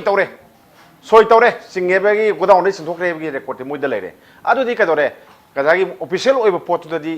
ꯃꯣꯏ ꯒꯣꯗꯥꯎꯟꯗꯒꯤꯗꯤ ꯀꯦꯟꯗ꯭ꯔꯗꯨꯒꯤ ꯆꯦꯡ ꯁꯤꯡꯈ꯭ꯔꯦꯁꯦ ꯈꯪꯉꯦꯕ ꯀꯅꯥꯅ ꯆꯦꯡ ꯁꯤꯡꯒꯦ ꯑꯗꯨꯗꯤ ꯀꯟꯗꯛꯇꯔꯅ ꯁꯤꯡꯉꯦ ꯑꯗꯨꯒ ꯃꯣꯏꯒꯤ ꯅꯣꯃꯤꯅꯤꯗ ꯄꯤꯈ꯭ꯔꯦꯕ ꯆꯦꯡꯁꯦ ꯌꯥꯝ ꯌꯧꯕ ꯌꯧꯗꯕ ꯈꯪꯗꯦꯀꯣ ꯔꯦꯀꯣꯔꯗꯇꯗꯤ ꯅꯣꯃꯤꯅꯤꯗ ꯌꯧꯔꯦ ꯂꯣꯏ ꯂꯩꯔꯦ ꯑꯗꯒꯤꯗꯤ ꯑꯃꯨꯛꯁꯨ ꯀꯃꯥꯏꯅ ꯇꯧꯔꯦ ꯆꯦꯡꯁꯤ ꯑꯃꯨꯛꯁꯨ ꯌꯦꯟꯈ꯭ꯔꯦ ꯍꯥꯏꯕꯒꯤ ꯔꯦꯀꯣꯔꯗ ꯑꯃꯃꯨꯛ ꯄꯨꯊꯣꯔꯛꯑꯦꯕ ꯆꯦꯡꯁꯤ ꯌꯦꯟꯈ꯭ꯔꯦ ꯍꯥꯏꯕꯒꯤ ꯔꯦꯀꯣꯔꯗ ꯑꯃ ꯂꯥꯛꯑꯦꯕ ꯆꯦꯡꯁꯤ ꯁꯤꯡꯈ꯭ꯔꯦ ꯁꯤꯟꯅꯈ꯭ꯔꯦ ꯃꯤꯌꯥꯝꯗ ꯌꯦꯟꯈ꯭ꯔꯦ ꯍꯥꯏꯕꯗꯤ ꯌꯨꯇꯤꯂꯥꯏꯖꯦꯁꯟ ꯁꯥꯔꯇꯤꯐꯤꯀꯦꯠꯁꯦ ꯄꯤꯈ꯭ꯔꯦꯕ ꯂꯥꯛꯏ ꯄꯣꯠꯁꯦ ꯑꯗꯨꯒꯗꯤ ꯃꯤꯅꯤꯁꯇꯔꯅ ꯆꯦꯡ ꯐꯪꯗꯦꯅ ꯃꯣꯏꯅ ꯃꯌꯥꯝꯅ ꯍꯥꯏꯔꯤꯗꯣ ꯃꯥ ꯀꯃꯥꯏꯅ ꯌꯥꯗꯣꯏꯅꯣꯕ ꯑꯗꯨ ꯆꯦꯡ ꯁꯤꯡꯈ꯭ꯔꯦ ꯍꯥꯏꯇꯥꯕ ꯅꯠꯇ꯭ꯔꯣ ꯑꯗꯨ ꯂꯥꯛꯀꯥꯟꯗꯨꯗꯗꯤ ꯁꯣꯝ ꯅꯥꯀꯟꯗꯗꯤ ꯄꯤꯄꯜꯗꯗꯤ ꯆꯦꯡ ꯐꯪꯗ꯭ꯔꯦ ꯍꯥꯏꯔꯦ ꯑꯩꯅ ꯃꯤꯅꯤꯁꯇꯔꯗ ꯂꯥꯜꯂꯦ ꯍꯥꯏꯔꯗꯤ ꯅꯠꯇꯦꯕ ꯅꯪꯒꯤ ꯄ꯭ꯔꯣꯁꯤꯗ꯭ꯌꯨꯔ ꯆꯨꯝꯕꯗꯨ ꯅꯠꯇꯦꯕ ꯄꯤꯄꯜꯒꯤ ꯃꯥꯒꯤ ꯁꯪꯒꯥꯎꯗꯨꯗ ꯃꯥꯒꯤ ꯐꯤꯔꯒꯥꯎꯗꯨꯗ ꯃꯥꯒꯤ ꯀꯣꯠꯇꯨꯗ ꯃꯥꯒꯤ ꯐꯤꯔꯒꯥꯎꯗꯨꯗ ꯃꯥꯒꯤ ꯆꯦꯡꯗꯣ ꯍꯥꯞꯄꯤꯔꯕ꯭ꯔꯥ ꯍꯥꯏꯕ ꯋꯥꯅꯦꯕ ꯑꯗꯨꯗꯤ ꯌꯧꯔꯕ꯭ꯔꯥ ꯃꯥꯅ ꯍꯥꯟꯅ ꯈꯪꯉꯝꯗꯁꯨ ꯍꯧꯖꯤꯛꯇꯤ ꯋꯥꯊꯣꯛ ꯑꯃ ꯊꯣꯛꯑꯦꯗꯅ ꯊꯣꯛꯑꯕꯅꯤꯅ ꯌꯧꯔꯕ꯭ꯔꯥ ꯌꯧꯗꯕ꯭ꯔꯥ ꯌꯧꯗ꯭ꯔꯒꯗꯤ ꯃꯥ ꯀꯃꯤꯇꯤ ꯁꯦꯝꯕ꯭ꯔꯥ ꯀꯃꯥꯏꯅ ꯇꯧꯏ ꯀꯅꯥ ꯇꯧꯏ ꯀꯔꯤ ꯑꯦꯛꯁꯟ ꯂꯧꯔꯦ ꯁꯤ ꯑꯔꯖꯦꯟꯁꯤꯅꯦꯕ MLA ꯐꯝ ꯊꯥꯔꯛꯀꯦ ꯍꯥꯏꯔꯤꯅꯦꯕ ꯑꯗꯨ ꯃꯥ ꯁꯤꯡꯅꯔꯤꯅꯦ ꯃꯥꯕꯨ ꯏꯀꯥꯏꯕ ꯄꯤꯔꯤꯅꯦ ꯈꯪꯒꯗꯕꯅꯦꯕ ꯑꯗꯨꯅꯦꯕ ꯂꯥꯛꯏꯗꯤ MLA ꯑꯃꯅ ꯐꯝ ꯊꯥꯗꯣꯛꯀꯦꯅ ꯍꯥꯏꯔꯛꯏꯁꯤ ꯀꯔꯤꯒꯤꯅꯣꯗꯤ ꯌꯦꯡꯒꯗꯕꯅꯦꯕ ꯑꯗꯨꯔꯒꯗꯤ ꯃꯥ ꯀꯩꯒꯨꯝꯕ ꯈꯔꯗꯤ ꯇꯧꯐꯝ ꯊꯣꯛꯑꯦ ꯈꯜꯂꯦꯕ ꯀꯔꯤꯒꯨꯝꯕ ꯇꯧꯐꯝ ꯊꯣꯛꯑꯦ ꯈꯜꯂꯦ ꯌꯧꯔꯝꯗ꯭ꯔꯒꯗꯤ ꯀꯅꯥꯅꯣ ꯑꯦꯖꯦꯟꯗꯨ ꯀꯛꯀꯦꯔꯥ ꯑꯦꯖꯦꯟꯗꯨ ꯕꯨꯛ ꯇꯧꯒꯦꯔꯥ ꯑꯣꯔ ꯅꯠꯇ꯭ꯔꯒ ꯀꯩꯗꯧꯒꯦꯒꯦ ꯑꯣꯐꯤꯁꯤꯌꯦꯜꯁꯤꯡ ꯀꯅꯥꯅ ꯊꯋꯥꯏ ꯌꯥꯎꯗꯕ ꯀꯩꯅꯣ ꯌꯦꯡꯅꯕ ꯌꯥꯏ ꯍꯥꯏꯕꯒꯤ ꯋꯥꯅꯤꯗ ꯑꯗꯨꯒꯤ ꯄꯣꯠꯇꯣ ꯂꯩꯇꯦꯕ ꯑꯗꯨꯒ ꯁꯤꯃ ꯂꯩꯔꯦ ꯕꯟꯒꯤ ꯃꯇꯥꯡꯁꯤꯃꯇꯪ ꯑꯩ ꯈꯤꯇꯪ ꯍꯥꯏꯔꯝꯗꯥꯏ ꯅꯨꯡꯉꯥꯏꯇꯦ MLAꯒꯤ ꯐꯝ ꯊꯥꯗꯣꯛꯇꯕ MLAꯒꯤ ꯋꯥꯅꯤ ꯃꯥꯒꯤ ꯋꯥꯅꯤ ꯄꯤꯄꯜꯅ ꯌꯥꯕ ꯌꯥꯗꯕ ꯄꯤꯄꯜꯗꯤ ꯃꯥꯒꯤ ꯑꯦꯁꯦꯝꯕ꯭ꯂꯤ ꯚꯣꯇꯔꯁꯤꯡꯒꯤꯗꯤꯀꯣ ꯚꯣꯇꯔꯁꯤꯡꯅ ꯍꯥꯏꯔꯤꯗꯨꯁꯨ ꯆꯨꯝꯃꯤ ꯅꯪꯅ MLAꯕꯨ ꯉꯁꯥꯏꯅ ꯚꯣꯠ ꯑꯩꯈꯣꯏ ꯑꯩ ꯂꯦꯞꯀꯦꯅ ꯂꯥꯛ ꯚꯣꯠ ꯄꯤꯕꯤꯌꯨꯅꯦ ꯄꯤ ꯑꯩ ꯇꯣꯛꯑꯒꯦ ꯅꯪ ꯍꯦꯛ ꯇꯣꯛ ꯌꯥꯕ꯭ꯔꯣ ꯅꯪꯁꯤ ꯅꯪ ꯆꯍꯤ 5ꯒꯤꯅꯤ ꯆꯍꯤ 5ꯁꯤꯗ ꯃꯌꯥꯝꯒꯤꯗꯣ ꯐꯪꯗꯦ ꯍꯥꯏꯔꯒꯗꯤ ꯐꯪꯍꯜꯂꯣ ꯍꯥꯏꯕꯅꯦꯕ ꯅꯪꯅ ꯇꯣꯛꯑꯒꯦꯗꯤ ꯅꯪ ꯅꯨꯄꯤ ꯅꯠꯇ꯭ꯔꯣ ꯍꯥꯏꯕꯅꯦꯕ ꯍꯥꯏꯔꯤꯁꯦ ꯇꯣꯛꯄ ꯌꯥꯔꯣꯏ ꯍꯥꯏꯅꯦꯕ ꯇꯣꯛꯄ ꯌꯥꯔꯣꯏ ꯅꯪ ꯃꯌꯥꯝꯒꯤ ꯊꯕꯛ ꯇꯧ ꯍꯥꯏꯔꯤꯅꯦꯕ ꯅꯪ ꯆꯍꯤ 5ꯒꯤ ꯍꯥꯞꯄꯤꯅꯦ ꯆꯦꯟꯒꯅꯨ ꯍꯥꯏꯔꯤꯅꯦꯕ ꯑꯗꯨ ꯃꯥꯁꯨ ꯏꯀꯥꯏꯒꯗꯕꯅꯦꯕ ꯗꯦꯟ ꯍꯧꯖꯤꯛꯀꯤ ꯕꯟ ꯍꯥꯏꯔ ꯀꯥꯟꯗꯨꯗ ꯕꯟꯁꯦ ꯇꯣꯛꯁꯦꯕ ꯕꯟ ꯅꯠꯇꯕ ꯄ꯭ꯔꯣꯇꯦꯁ ꯃꯌꯥꯝ ꯇꯧꯁꯦꯕ ꯃꯣꯏꯒꯤ ꯀꯦꯟꯗ꯭ꯔꯒꯤ ꯄꯣꯠ ꯑꯃ ꯂꯥꯛꯑꯀꯥꯟꯗ ꯑꯗꯨꯒꯤ ꯒꯃꯦꯟꯒꯤ ꯄꯨꯛꯅꯤꯡ ꯆꯤꯡꯁꯤꯟꯕꯅꯤ ꯈꯪꯗꯦ ꯃꯥꯏ ꯒꯃꯦꯟꯗꯨ ꯏꯟꯊꯨꯅꯤꯡꯕꯅꯤ ꯈꯪꯗꯦ ꯑꯃꯅꯤ ꯈꯪꯗꯦ ꯑꯣꯔ ꯀꯔꯥꯝ ꯁ꯭ꯌꯥꯝꯗ ꯏꯀꯥꯏꯕ ꯄꯤꯕꯅꯤ ꯈꯪꯗꯦ ꯑꯃꯅꯤ ꯈꯪꯗꯦ ꯇꯧꯔꯀꯥꯟꯗ ꯃꯅꯤꯄꯨꯔ ꯃꯤꯌꯥꯝꯗꯤ ꯄꯨꯟꯅ ꯋꯥꯍꯟꯒꯅꯣ ꯕꯟ ꯅꯠꯇꯕ ꯑꯃ ꯊꯤꯖꯤꯟꯁꯤꯅꯤꯗ ꯑꯩꯈꯣꯏꯅ ꯑꯗꯣ ꯕꯟꯕꯨ ꯑꯍꯤꯡ ꯅꯣꯡꯌꯥꯏꯗ ꯋꯥꯔꯦꯞ ꯂꯧꯔꯒ ꯕꯟꯕꯨ ꯇꯧꯕ ꯍꯧꯅꯕ꯭ꯔꯣ ꯑꯗꯨꯕꯨ ꯑꯗꯨꯁꯨ ꯑꯇꯩ ꯅꯠꯇꯕ ꯂꯣꯏꯖꯤꯡ ꯂꯣꯌꯥꯗ ꯅꯠꯇꯕ ꯏꯝꯐꯥꯜ ꯃꯌꯣꯟꯗ ꯂꯩꯕ JSCꯅ ꯑꯗꯨꯕꯨ ꯇꯧꯕ ꯍꯧꯅꯕ꯭ꯔꯥꯕ ꯑꯍꯤꯡꯗ ꯋꯥꯔꯦꯞ ꯂꯧꯔꯒ ꯃꯌꯥꯝ ꯂꯧꯊꯣꯛꯄ ꯌꯥꯕ꯭ꯔꯥꯕ ꯑꯗꯨꯕꯨ ꯌꯥꯕ꯭ꯔꯥꯕ ꯑꯗꯨꯃꯥꯏꯅ ꯇꯧꯕꯤꯒꯅꯣꯕ ꯅꯣꯡꯃ ꯋꯥꯠꯂꯤꯉꯩꯗ ꯅꯤꯅꯤ ꯋꯥꯠꯂꯤꯉꯩꯗ ꯍꯥꯏꯕꯤꯌꯣꯕ ꯀꯩꯅꯣ ꯃꯔꯝ ꯆꯥꯕ꯭ꯔꯅ ꯅꯦꯁꯦꯕ ꯃꯌꯥꯝꯁꯦ ꯑꯗꯨꯃꯥꯏꯅ ꯃꯇꯨꯡꯗꯗꯤ ꯑꯗꯨꯝꯕ ꯕꯟꯗꯣ ꯑꯩꯈꯣꯏ ꯁꯧꯒꯠꯆꯔꯣꯏꯅ ꯑꯩ ꯊꯝꯖꯒꯦ ओके बंदुसु यानिंगदे अदुगा MLA की वाफमदुसु खरा कोंगबम हंतोगा माग चई मागी लापनि दुगा मागी गत्सुबदी थागली विच मसिदा इंटरव्यू तौबगा मेनो जाम इंटरव्यू तौबा मथौ ताय हबदनि ओजा याम दला चेंगा हाबिनि पॉइंट सु हाबिरो अदुगा बंजी मदान ओजा हेमंतन थमग्रबनिना मदु क्लैरिफिकेशन सु पाबजै JSC की साइट की थबिबा गसि विड्रॉप दि तौगरे लाइबा फबदगी करिंबा लाइबागी इशू खरदगी करमाइना लाखेबनो बंजिने हेक्ता सोल्यूशन ओइनेन खबिगी प्रगमाइन तोय मदु मितांदो मसी कनोने अखोइगे इमोशनल नेने अखोइ ngarang pung 12 13 तारे अखोइ प्रोटेस्ट तौदा मैरा प्रोटेस्ट तौदा मयामगी प्रेशर नि अखोइना JSC ओइरे हारगजु तौरिबा पोतो मी चामा चनीगी वाना ते ngarang लाइबिसिंग लिसिंगी मतक्ता लाइबनि मयामगी प्रोसेस तु मतुंगिना मयामगी प्रेशर तु मतुंगिना अखोइना JSC ना तौगिने अदुबो मसे फत्ते सुगुंबा करिगुंबा लाइबाकी ओइबा लै हाइबदु अखोइ अयु ngलमना अखोइ मसे विथड्रॉ तौग्रे अखोइना अदुबो तौरिबा अखोइ बन फत्ते जे अखोइ खंगदम नते अखोइ खंगेबा खंगे हारगजु मसी अखोइ दि फोंदोक दरगा Taiba 15 day manungda we will confirm everything na kapide kanona haigrabneba why still hajikpu kari dawrige ma kar 15 days karam tarki karam kari 15 days no haibanda adu hajikpu phongdorakteba adu contractor je kanan hapno kari moina kano tawdre magi makhada leiba kano mi amji moina minister na khangde government na khangde kari damakta still free tha thamino haibanda si tawribi mamji irai leiba put ngakani moina tawge ningadi ꯑꯗꯨꯕꯨ ꯁꯤꯗ ꯑꯩꯈꯣꯏ ꯄ꯭ꯔꯖꯥꯕꯨ ꯉꯧꯍꯜꯂꯒ ꯊꯝꯃꯤꯁꯤ ꯀꯔꯤꯒꯤꯅꯣ ꯍꯥꯏꯕꯩ ꯋꯥꯅꯤ ꯑꯗꯨꯕꯨ ꯍꯣꯏ ꯑꯩ ꯖꯦꯁꯤ ꯁꯥꯏꯠꯇꯒꯤ ꯉꯔꯥꯡꯒꯤ ꯕꯟ ꯀꯧꯕꯤꯗꯨꯕꯨꯗꯤ ꯍꯣꯏ ꯃꯌꯥꯝꯒꯤ ꯄ꯭ꯔꯦꯁꯔꯗꯒꯤ ꯀꯧꯈ꯭ꯔꯦ ꯑꯗꯨꯕꯨ ꯑꯩꯈꯣꯏ ꯐꯠꯇꯦ ꯍꯥꯏꯕꯁꯤ ꯈꯪꯅ ꯀꯧꯈꯤꯕꯅꯤ ꯑꯗꯨꯕꯨ ꯑꯣꯏꯔꯒꯁꯨ ꯑꯩꯈꯣꯏ ꯉꯜꯂꯝꯅ ꯑꯩꯈꯣꯏ ꯋꯤꯗ꯭ꯔꯣ ꯇꯧꯈ꯭ꯔꯦ ꯕꯟꯗꯨꯒꯤꯗꯤ ꯑꯩꯈꯣꯏ ꯀꯅꯥꯝꯇ ꯑꯩꯈꯣꯏ ꯀꯩꯁꯨ Disturbance ꯄꯤꯈꯤꯗ꯭ꯔꯦ? ꯀꯅꯥꯝꯇ ꯗꯤꯁꯇꯔꯕꯦꯟꯁ ꯄꯤꯈꯤꯗꯦ ꯑꯗꯨꯕꯨ ꯑꯩꯈꯣꯏꯒꯤ ꯄꯦꯟꯗꯕꯗꯨꯒꯤ ꯑꯗꯨ ꯗꯤꯁꯇꯔꯕꯦꯟꯁ ꯄꯤꯗꯦ ꯍꯥꯏꯕꯗꯤ ꯌꯥꯔꯣꯏ ꯉꯁꯤ ꯈꯕꯔ ꯄꯦꯄꯔ ꯍꯦꯗꯂꯥꯏꯟꯁ ꯌꯥꯎꯕꯅꯤꯅ ꯑꯊꯥꯞꯄ ꯂꯣꯏꯖꯤꯡꯂꯣꯏꯗ ꯂꯥꯛꯀꯗꯕ ꯀꯥꯡꯕꯨꯗꯨꯗꯤ ꯑꯀꯤꯕ ꯐꯪꯕ ꯑꯀꯤꯕ ꯂꯩꯔꯝꯒꯅꯤ ꯈꯨꯔꯥꯏꯗ ꯊꯣꯛꯄ ꯊꯧꯗꯣꯛ ꯋꯥꯊꯣꯛ ꯑꯁꯦ ꯃꯅꯤꯄꯨꯔꯒꯤ ꯋꯥꯊꯣꯛ ꯑꯃ ꯑꯗꯨꯝ ꯑꯣꯏꯔꯤꯕꯅꯤ ꯑꯦꯕ꯭ꯔꯤ ꯏꯁꯨ ꯈꯨꯗꯤꯡꯃꯛꯇ ꯈꯨꯔꯥꯏꯒꯤ ꯄꯤꯄꯜꯁ ꯃꯥꯡꯍꯤꯟ ꯊꯥꯔ ꯂꯥꯛꯄꯅꯤꯅ ꯈꯨꯔꯥꯏꯒꯤ ꯀꯥꯡꯕꯨ ꯍꯥꯏꯇꯥꯔꯦ ꯈꯨꯔꯥꯏ ꯃꯤꯌꯥꯝꯅ ꯀꯧꯕ ꯕꯟꯁꯦ ꯑꯗꯨꯝ ꯀꯤꯅꯕ ꯑꯗꯨꯝ ꯄꯣꯛꯅꯕ ꯉꯥꯛꯇꯅꯤ ꯑꯗꯨꯒ ꯈꯨꯔꯥꯏꯒꯤ ꯑꯦꯔꯤꯌꯥꯁꯤꯗ ꯂꯩꯔꯤꯕ ꯏꯁꯨꯁꯤꯡꯁꯤ ꯃꯃꯥꯡꯗꯁꯨ ꯌꯥꯝ ꯑꯆꯧ ꯑꯆꯧꯕ ꯊꯧꯗꯣꯛ ꯊꯣꯛꯈ꯭ꯔꯦ ꯁꯣꯝꯗ ꯆꯠꯀꯗꯕ ꯃꯥꯏꯀꯩ ꯆꯠꯀꯗꯕ ꯂꯝꯕꯤꯁꯤꯡ ꯈꯨꯔꯥꯏ ꯑꯩꯈꯣꯏꯒꯤ ꯎꯈ꯭ꯔꯨꯜ ꯔꯣꯗꯀꯤ ꯂꯝꯕꯤ ꯑꯗꯒꯤ ꯂꯝꯂꯣꯡ ꯍꯥꯏꯁꯤ ꯂꯝꯂꯣꯡ ꯍꯥꯏꯅꯔꯤꯕꯅꯤ ꯑꯗꯨꯅ ꯃꯁꯤꯗꯤ ꯀꯩꯁꯨ ꯃꯌꯥꯝꯗ ꯗꯤꯁꯇꯔꯕꯦꯟꯁ ꯄꯤꯔꯣꯏ ꯍꯥꯏꯕ ꯋꯥꯐꯝꯗꯨ ꯃꯗꯨꯗꯤ ꯍꯥꯏꯕꯟꯕ ꯊꯣꯛꯀꯅꯤ ꯃꯁꯤ ꯄꯦꯄꯔ ꯍꯦꯗꯂꯥꯏꯟꯁꯇ ꯌꯥꯎꯔꯕꯅꯤꯅ ꯑꯗꯨ ꯃꯈꯥ ꯇꯥꯕꯤꯌꯨ ꯑꯗ ꯃꯁꯤꯗꯩꯗ ꯑꯩꯈꯣꯏꯅ ꯍꯥꯏ ꯍꯣꯏ ꯉꯔꯥꯡꯒꯤꯗꯣ ꯑꯩꯈꯣꯏꯅ ꯀꯩꯅꯣ ꯇꯧꯈ꯭ꯔꯦ ꯑꯩꯈꯣꯏ ꯋꯤꯗ꯭ꯔꯣ ꯇꯧꯈ꯭ꯔꯦ ꯑꯗꯨꯕꯨ ꯈꯨꯔꯥꯏꯗ ꯇꯧꯔꯤꯕ ꯄꯣꯠꯁꯤꯡꯁꯦ ꯁꯦꯡꯅ ꯍꯥꯏꯕꯗ ꯑꯩꯈꯣꯏꯅ ꯈꯜꯂꯤꯁꯦ ꯀꯩꯅꯣꯒꯤ ꯋꯥ ꯅꯠꯇꯦ ꯑꯃ ꯄꯤꯄꯜꯁꯤꯡꯗ ꯑꯩꯈꯣꯏ ꯗꯤꯁꯇꯔꯕꯦꯟꯁ ꯄꯤꯒꯦ ꯍꯥꯏꯕꯒꯤ ꯈꯟꯕ ꯅꯠꯇꯦ ꯌꯦꯁ CM or PD ꯀꯩꯅꯣꯅ Kevin PD. Kevin PD ꯒꯤ ꯃꯤꯅꯤꯁꯇꯔꯅ ꯈꯨꯔꯥꯏꯁꯤꯕꯨ ꯑꯇꯣꯝꯕꯤ ꯃꯆꯥ ꯑꯣꯏꯅ ꯎꯕꯤꯔꯕ꯭ꯔꯥ ꯁꯤꯅꯤꯗ ꯃꯌꯥꯝꯒꯤ ꯍꯧꯖꯤꯛ 59 ꯀꯩꯅꯣ ꯀꯦꯟꯗ꯭ꯔꯗꯤ ꯃꯣꯏ ꯂꯣꯏ ꯐꯪꯉꯦ ꯍꯥꯏꯕ ꯀꯝꯄ꯭ꯂꯦꯟ ꯂꯩꯇꯕꯅꯤ ꯐꯪꯉꯦ ꯂꯧꯋꯦ ꯑꯩꯈꯣꯏꯅ ꯑꯩꯈꯣꯏꯒꯤꯗꯤ ꯐꯪꯗꯕꯅꯤꯅ ꯃꯗꯨꯒꯤ ꯀꯝꯄ꯭ꯂꯦꯟ ꯇꯧꯕꯗꯣ ꯁꯦꯡꯅꯗ ꯈꯨꯔꯥꯏꯗꯪꯗ ꯅꯩꯁꯟꯕ ꯌꯥꯔꯣꯏꯗꯕꯗꯣ ꯕꯟꯁꯤꯃ ꯀꯧꯔꯒꯗꯤ ꯁꯤ ꯐ꯭ꯂꯥꯁ ꯑꯣꯏꯒꯅꯤ ꯑꯗꯨꯒ ꯃꯤꯅꯤꯁꯇꯔꯅ ꯁꯨꯃꯥꯏꯅ ꯄꯤꯈꯤꯕ ꯀꯤ ꯅꯣꯠ ꯁꯨꯃꯥꯏꯅ 15 days ꯃꯅꯨꯡꯗ ꯄꯤꯒꯅꯤ ꯈꯣꯠꯀꯅꯤ ꯍꯥꯏꯕꯁꯦ ꯑꯩꯈꯣꯏ ꯑꯣꯜꯔꯦꯗꯤ ꯑꯩꯈꯣꯏ ꯀꯩꯅꯣꯗ ꯄꯦꯄꯔꯗ ꯀꯩꯗꯧ ꯄꯤꯈ꯭ꯔꯕ ꯄꯣꯠ ꯉꯥꯛꯇꯅꯦꯕ ꯑꯗꯨꯕꯨ ꯉꯁꯤꯐꯥꯎꯗ ꯇꯧꯕꯤꯔꯛꯇꯦ ꯗꯦꯟ ꯑꯗꯒꯤ ꯑꯃꯨꯛ CMꯅ ꯕꯣꯝ ꯄꯣꯈꯥꯏꯕ ꯅꯨꯃꯤꯠꯁꯤꯃꯛꯁꯤꯁꯨ CM ꯂꯥꯛꯄꯤꯔꯝꯃꯤ ꯑꯣꯅꯔꯦꯕꯜ CM ꯂꯥꯛꯄꯤꯔꯝꯃꯤ ꯂꯥꯛꯄꯤꯔꯝꯃꯒ ꯃꯁꯤꯒꯤ ꯄꯣꯠꯁꯤ ꯃꯥ ꯍꯣꯏ ꯑꯁꯦꯡꯕꯕꯨꯗꯤ ꯀꯅꯥꯅꯣ ꯀꯔꯤ ꯇꯧꯔꯤꯅꯣ ꯈꯪꯗꯦ ꯑꯗꯨꯕꯨ ꯃꯦꯟ ꯑꯣꯏꯅ ꯀꯩꯅꯣ ꯀꯦꯕꯟ ꯄꯤꯗꯦꯒꯤ ꯁꯤꯒꯤ ꯆꯦꯡꯒꯤ ꯃꯇꯥꯡꯁꯤꯗ ꯑꯣꯏꯒꯅꯤ ꯃꯥꯅ ꯍꯥꯏꯐꯦꯠ ꯀꯩꯅꯣ ꯇꯧꯔꯝꯃꯤ ꯑꯁꯦꯡꯕ ꯃꯥꯅ ꯀꯩꯅꯣ ꯇꯧꯔꯝꯃꯤ ꯍꯥꯏꯕ ꯑꯗꯨꯕꯨ ꯑꯗꯨꯒꯤ ꯄꯣꯠꯇꯨ ꯂꯩꯔꯒꯗꯤ ꯍ꯭ꯋꯥꯏ ꯀꯔꯤꯒꯤꯗꯃꯛꯇ ꯀꯟꯇ꯭ꯔꯦꯛꯇꯔ ꯐꯥꯒꯠꯇ꯭ꯔꯤꯕꯅꯣ ꯃꯥꯒꯤ ꯃꯈꯥꯗ ꯂꯩꯔꯤꯕ ꯒꯣꯔꯃꯦꯟ ꯀꯩꯅꯣ ꯃꯌꯥꯝꯁꯦ ꯀꯅꯥꯅ ꯀꯔꯤꯅೋ ꯍꯥꯏꯅ ꯍꯧꯖꯤꯛꯐꯥꯎ ꯂꯩꯔꯤꯕ ꯃꯔꯝꯁꯦ Inquiry ꯇꯧꯗ꯭ꯔꯤꯕ ꯀꯔꯤꯒꯤꯅꯣ? inquiry ꯇꯧꯔꯤ ꯀꯔꯤꯒꯤꯅꯣ ꯍꯥꯏꯕꯗ ꯑꯩꯈꯣꯏꯁꯨ ꯀꯅꯥꯅ ꯔꯤꯖꯥꯏꯅꯦꯁꯟ ꯀꯅꯥ ꯇꯧꯅꯤꯡꯗꯣꯏꯅꯣ ꯑꯩꯈꯣꯏꯅ ꯄ꯭ꯔꯦꯁꯔꯗꯨ ꯍꯦꯟꯃꯟꯕꯗꯒꯤ ꯍꯧꯖꯤꯛ ꯃꯥꯗꯨ ꯔꯤꯖꯥꯏꯅꯦꯁꯟ ꯇꯧꯕꯅꯤ ꯉꯝꯃꯛꯇꯕꯗꯣ ꯃꯥꯅ ꯍꯥꯏꯕꯁꯨ ꯇꯥꯕꯤꯔꯛꯇꯕꯗꯨꯗꯒꯤ ꯄ꯭ꯔꯖꯥꯁꯤꯡꯅ ꯍꯥꯏꯕꯗꯤ ꯍꯦꯜꯂꯛꯄꯅꯤ나 ꯃꯥꯅ ꯔꯤꯖꯥꯏꯅꯦꯁꯟ ꯇꯧꯔꯒꯦ ꯑꯩ ꯎꯄꯥꯏ ꯂꯩꯇ꯭ꯔꯦ ꯍꯥꯏꯔꯛꯄꯅꯦꯕ ꯑꯗꯨ ꯇꯧꯕ ꯌꯥꯔꯣꯏꯅ ꯑꯩꯈꯣꯏꯅ ꯉꯁꯥꯏ ꯀꯞꯄꯣ ꯂꯥꯎꯕꯣ ꯇꯧꯗꯅ ꯍꯧꯖꯤꯛ ꯍꯥꯎꯁ ꯑꯦꯔꯦꯁ ꯇꯧꯔ ꯊꯝꯃꯤ ꯑꯩꯈꯣꯏ ꯍꯧꯖꯤꯛ ꯑꯩꯈꯣꯏ ꯄꯥꯂꯤ ꯅꯥꯏꯅꯔꯒ ꯁꯪꯉꯤꯅꯦꯕ ꯍꯧꯖꯤꯛꯁꯦ ꯁ꯭ꯇꯤꯜ ꯍꯧꯖꯤꯛꯁꯨ ꯑꯗꯨꯝ ꯃꯌꯥꯝ ꯊꯥꯖꯗ꯭ꯔꯒ ꯉꯁꯥꯏ ꯃꯦꯗꯤꯌꯥ ꯀꯥꯡꯕꯨ ꯃꯌꯥꯝ ꯂꯣꯏ ꯎꯕꯅꯦ ꯑꯗꯨꯒ ꯍꯧꯖꯤꯛꯁꯨ ꯆꯠꯄꯤꯔ ꯌꯦꯡꯕꯤꯌꯨ ꯍꯧꯖꯤꯛ ꯃꯥꯁꯤ ꯑꯩꯈꯣꯏꯅ ꯄꯥꯂꯤ ꯅꯥꯏꯅꯔ ꯁꯪꯉꯤꯕ ꯃꯥꯅ ꯔꯤꯖꯥꯏꯅꯦꯁꯟ ꯇꯧꯒꯦ ꯑꯩꯅ ꯍꯥꯏꯕꯗ ꯃꯄꯤ ꯃꯄꯥ ꯃꯥꯒꯤ ꯃꯤꯅꯤꯁꯇꯔ ꯀꯩꯅꯣ ꯇꯥꯕꯤꯗ꯭ꯔꯕꯅꯤꯅ ꯑꯩ ꯔꯤꯖꯥꯏꯅꯦꯁꯟ ꯇꯧꯒꯦ ꯍꯥꯏꯕꯅꯦꯕ ꯑꯗꯨꯒꯤ ꯃꯇꯥꯡꯗꯨꯅꯤ ꯑꯗꯨꯒ ꯁꯤꯒꯤ ꯀꯩꯅꯣꯁꯤꯗꯤ ꯑꯩꯈꯣꯏꯒꯤ ꯑꯣꯏꯅ ꯑꯩ ꯁꯤꯗ ꯑꯝꯇ ꯁꯦꯡꯇꯣꯛ ꯁꯦꯡꯖꯤꯟ ꯑꯩꯈꯣꯏꯒꯤ ꯊꯥ ꯑꯃꯒꯤ ꯐꯪꯐꯝ ꯊꯣꯛꯄꯁꯦ 1742 ꯀꯩꯅꯣꯅꯦꯕ ꯕꯦꯛꯅꯦꯕ ꯃꯁꯤꯗꯩꯗ ꯊꯥ ꯇꯔꯨꯛꯀꯤ ꯑꯣꯏꯔꯒꯗꯤ 10,455 ꯀ꯭ꯋꯤꯟꯇꯜ ꯕꯦꯛꯅꯦꯕ ꯑꯩꯈꯣꯏꯒꯤ ꯃꯥꯡꯉꯤꯕ ꯄꯣꯠꯁꯦ ꯍꯥꯏꯗꯤ ꯍ꯭ꯌꯨꯖ ꯑꯦꯃꯥꯎꯟꯅꯦꯕ ꯑꯩꯈꯣꯏꯒꯤ ꯈꯨꯔꯥꯏꯒꯤ ꯎꯁꯤꯅ ꯍꯣꯟꯕ ꯉꯝꯕ ꯅꯠꯇꯦꯕ ꯀꯗꯥꯏꯗꯒꯤꯅꯣ ꯀꯩꯅꯣꯝꯗ ꯊꯝꯕ ꯀꯟꯇ꯭ꯔꯦꯛꯇꯔꯁꯤꯅ ꯃꯥ ꯊꯝꯃꯤ ꯍꯥꯏꯕ ꯒꯣꯗꯥꯎꯟꯗꯣ ꯁꯤꯃꯨꯛ ꯆꯥꯎꯕ ꯒꯣꯗꯥꯎꯟ ꯃꯥꯒꯤ ꯂꯩꯕ꯭ꯔꯥ ꯍꯥꯏꯕꯅꯤꯗ ꯑꯗꯨꯅꯦꯕ ꯑꯩꯈꯣꯏꯅ ꯍꯪꯅꯤꯡꯉꯤꯁꯦ ओके हाइबे वाफमसे हाइबे याम ह्यूज अमाउंट नि हुजि लेरिबसे 5 months की चेंज है अराइब नते तबदबु मसैदा नुंगनी मरक्ता हावा कॉन्ट्रैक्टर की गवर्नमेंट की साइट की एक्शन क्या लोकल पिरक्तबसिना बगी एमएलए के साइट की पुनी नुंगसिरप मतंग थोपरिना प्रजा के खंदब यादब गवर्नमेंट सु वारोब लेबनिना अनि सी कैतो गदगे वा डिसीजन दु आई रिजाइन तो बनतन उपाय लेती हाइबे वाफम दु लाफसिदा मसिगी सी इशू सी खुराई खतगी इशू रक्तबा मणिपुर की इशू रक्पा मणिपुर की मपी मपा और बसिंग द नोक तोरक्पा मसी आइखोइन तौरी जे सीनी हाइबे वाफम फोंदोना बगी मचा म ओरपे मसैदा with people of Khurai assembly constituency convener aduga JSC na su masi public ki issue hen na bagi thak ta pukhalak patuni adu public ta nai sel thon da badi yani ke khone habdani yam nungai jai marak yam te brem lo jage break thon te ko yam thon jage impeng ni su mieng ta don lebiu nungai ra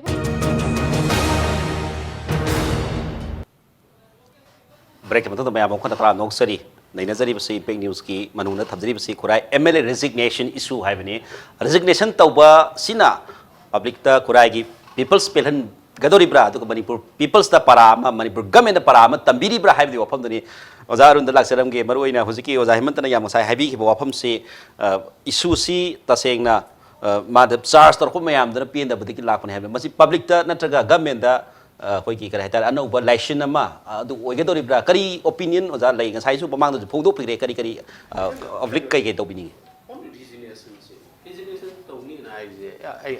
ꯍꯦꯛ ꯇꯥꯕꯒ ꯑꯗꯨꯝ ꯅꯨꯡꯉꯥꯏꯈꯤꯗ꯭ꯔꯕꯅꯤ number 1 ꯃꯔꯝꯗꯤ खुराई issue issue नहीं local issue नहीं ना हौजी फाउगी होने local issue दौना अतई 59 सिना अखोई मणिपुर की मियाम से उखरुल की ओरसु अतई केंद्र हुंफु मापन सिना लोई नुंगाइरागा कोई वाबोई निंगबा दगी खुराई नसु अतई लोई नबा चेंग फंगागा अखोई फंगदबोई निंगबा या स्कूल नसु अतई लम खुदिंग मकी लंबी सोरोक से सेंबीरागा अखोई खतंग सेंबी दबोई निंगबगी पोचे मसी यारोय अखोइदा चप मानना नुंगाइतबा फाउरिबा असे मसी कनोदा एमएलए दी कनोना खुराई केंद्र की मीन थागल ए हाइबे वानी महकसे खुराई केंद्र खक्की ngang मीति नतियब मरमदी मगोंद एमएलए हारिसिनेबा मेंबर ऑफ लेजिस्लेटिव असेंबली हारिसिनेबा रिप्रेजेंटेटिव ऑफ खुराई हाइब नतियब अदुना एमएलए अमना लोभम थोपा रेस्पॉन्सिबिलिटी से लौरकांदा महकना उजरीबा अखोइदा समवेयर लाइरब प्रजा सिंगी चाकथुंग मत्पीरे लाइरब प्रजा सिंगदा सपोर्ट खर पीगदोरिबा सिंग सिंग अदो कनागुंबा खरना मत्ले हुराले हाइबगी पोची लैरगदी मधुगी पोचा स्टेट लेवल दा एक्सपोज तो चंगे अचिगी पोचिना अमा देन अतोप अमना खुराई प्रजा सिंगना मखोइदा फंगभम थोपा मागे साथुंग असे फंगद्रे हाइदना मखोइना मधु फंगनबो होनबा अदुगा मधुगी दमक्ता मखोइना मूवमेंट मयाम अमा संगसलकपसे मसे इवन बन कौरिबा कैदौरिबा से मुहिनु उजबा पॉलिटिकल मीन्स नेबा ngasi कौरिबदुदी रोबिन हुड की पोचिगा चानरमदना हंदोखरेना खल्लसी अदु नतब करिनो बतौदोरिसे बन हाइबसे यामना पॉलिटिकल ओइबा यामना पीपल ना माकी अपाम्बा पामदबा अपेन पेनदबा फोंदोकनब मीन्स ने मसी इलीगल ओयन हाइबसे मसीदी सरकार पाइरिब मीसिंग दुना पीपल की वॉइस से नमदनब तौबई वाने अखोइना बनजे याम इविल ओइन ओहलिसे करिगिनो इफ नंगना बनजे पामद्रबोइदी करिगिदमक्ता पीडीएस की चेंग दो कैतोबगी पिरमद्रिनो अदुगा पीद्री हाइबसे खंगकांदा नंगना कनी हाइनी यामना थुना एप्रोप्रिएट एक्शन सि लौद्रि केगिनो अदुना अदु लौद्रिएना बन तौरपदुदा बंदु इविल ओइन ओहलि केगिनो अदुगा नंगना तौरिबा पोट अदुदी नंगना इरेस्पोंसिबिलिटी ओ इनरेस्पोंसिबल पर्सन नमो ओइना नंगना गादी द फमकांदा नंगना मंत्री ओरकांदा नंगना चीफ मिनिस्टर ओरकांदा नंगना कंसर्न मिनिस्टर सिंगदु ओरकांदा नंगना फमगा नंगी तौफम थोप तौद्रिबदुदी इविल नतबरा अदुना खुराई की प्रजाना कनो माना बन नतबदा फोंदोक्तोइसे कइनो गाड़ी मै थाब्रा ऑल्टरनेटिव से कइनो गोदाम थुगाइगदोरिब्रा मै थागदोरिब्रा मंत्री की मयुमदा चलगा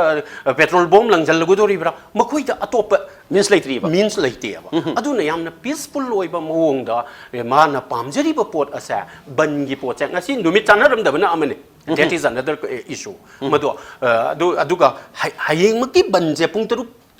की ममांग हेक लौथोपाई दु नुंगाइते अदुना प्रजामदा हाइबा पोने नुमिनिनी की ममांगदा हाइबिरमगदी नत्रगा अदुगी हाइबदुना अतोप वारी अमने अदुगा बन ए सस्तुदी डेमोक्रेटिक मीन्स नि मधु खुराई की प्रजा सिंग नमोगी अपाम पोंदोक चनबा तौब पोटनेबा मधुददी आइगे कमेंट लेजते अदु तौबदबो एमएलए ना बन तौरीबा सावरबा खोइसाउनरबा मीसिंगदा मानसु हुरानबा नतेना मसानसु हाइजरे अदुगा मधुगी पोट असी ओइबा तारगदी एमएलए ना मणिपुर प्रजा की रिप्रेजेंटेटिव पीपल ऑफ मणिपुर से रिप्रेजेंट तौरीबा मियोई हुंफुगी मनुंगदा माक अमो ओइबनिना मसीगी इशू से मणिपुर प्रजा की इशूनी मदो खुराई खकी वानते मदो थांगमैबन खकी वानते हाइदना माकना मदुगी लेफम थोएना खल्ले अदुगा on the other hand government ना मांगना लैरिबा प्रोसीड्यूर दो चुंखरे प्रोसीड्यूर चेददी लोइन चुम्मगा मियाम दे यौद्रे हाइरगदी कदाइदनो अमा ग्रे एरिया अमा लैरे कदाइदनो ब्लैक स्पॉट अमा लैरे कदाइदनो ब्लैक होल अमा लैरे हाइरदी मधुगी ब्लैक होल से फाननबा मधु तौफम थोएना खल्ली मधुगी दमक्तदी मधु विजिलेंस डिपार्टमेंट तो काइसखरे मधुगी दमक्तदी अतोप अखोइगे एजेंसी मैम अमा इन्वेस्टिगेटिंग एजेंसी मैम अमा लैरी इवन पुलिस डिपार्टमेंट लैरी मधु कदाइदा चटकरे हाइबगी क्वेश्चन नम थोकलए अदुना मिनिस्टर ना कंसर्न मिनिस्टर ना as well as cabinet as a whole na wapum asa mase kurai khaki yamna localize oiba mawongda aikoi yengdaba ma changi mase state issue ama oina akoi natre haraga na lairaba mi da ching khara piri ba sa justice tongnaba ne haba मधुगी justice तुदा अदु भाव मिटपीरगदी Cheng फंगनबगी तौरीबदु ला मधुगी कइनो दु भावबा हक तु भाव मिटपीरबा मखोइद पीगनी सखाउ लुट तौबगा हाइनबा वाफम सखाइ लुट तौबा अदुना लाइरबगी खयातगी लुट तौबगी पोटसा मसिदि थिंगनबो होनबा म चंगेना कल्ली अदुना अइखोइना मणिपुर की मियाम से यामना मार्जिनलाइज तौरबा थबक फंगदबा मी मयाम अमना हेन मसिंग यामखलाबा अदुगा अइखोइगी कनो से चेंग येन बनेना हाइरिसिसु चेंग किलोदा कयानो होजिक पीरिसे लुपा अहुम पीरे लुपा अहुम से नंग कनोदा 50 kg दा नंग होजिक लौरो नत्रग लेमौरिबा था त्रेट की से अमुक द पिथोनी नंग लौरो लाओ लुपा अहुम दाइबता लौब ngam इमुंग ने हन यामने यामना का हेन लाइररिबा मी सिंग असे हेन तु माउत लेरिबा मी सिंग असे मसीगी हक असे मसी और मखोई की जस्टिस की दमकता मखोई की राइट की दमकता लाइरबा मियाम सिंग अदुगी दमकता लेपकदोरी से कनाना हाइबसिगी पोचिनी अदुना जेसी ना तौबिरिबा पोट असा होय हौजिक हौरकपदबुदी ngasai pan bigri ban nupi la nei bato ya school khaktagi nate ba purai khaktagi wangkai khaktagi nate cheng dagi ni aduna leibak pum bagi ni na leibak pum basita laire bagi cheng sa kadai da chat khre bagi hai bagi kholau ama kanona kurai miyam na amadi aikoi gi honorable MLA na losing biraga na lauraga masigi andalon ama semgala ko sa masine hena I nungai jai maduda ban lising ama tau utaraga su mado laire मियां पुदिंग ना support तौरकनी लाइरब कोकनबगी दमकता लाइरबगी हक फंगनबगी दमकता अखोय बन चाम थेंगनरगसु मदु अखोय माइरोंग यादजरगे अवाबदु माइरोंग याजरगे हकपु फंगनी हाइरबदी हाइदना चोंथोरकनी अखोय ngarang jing ngaeba ngai nong marak tuda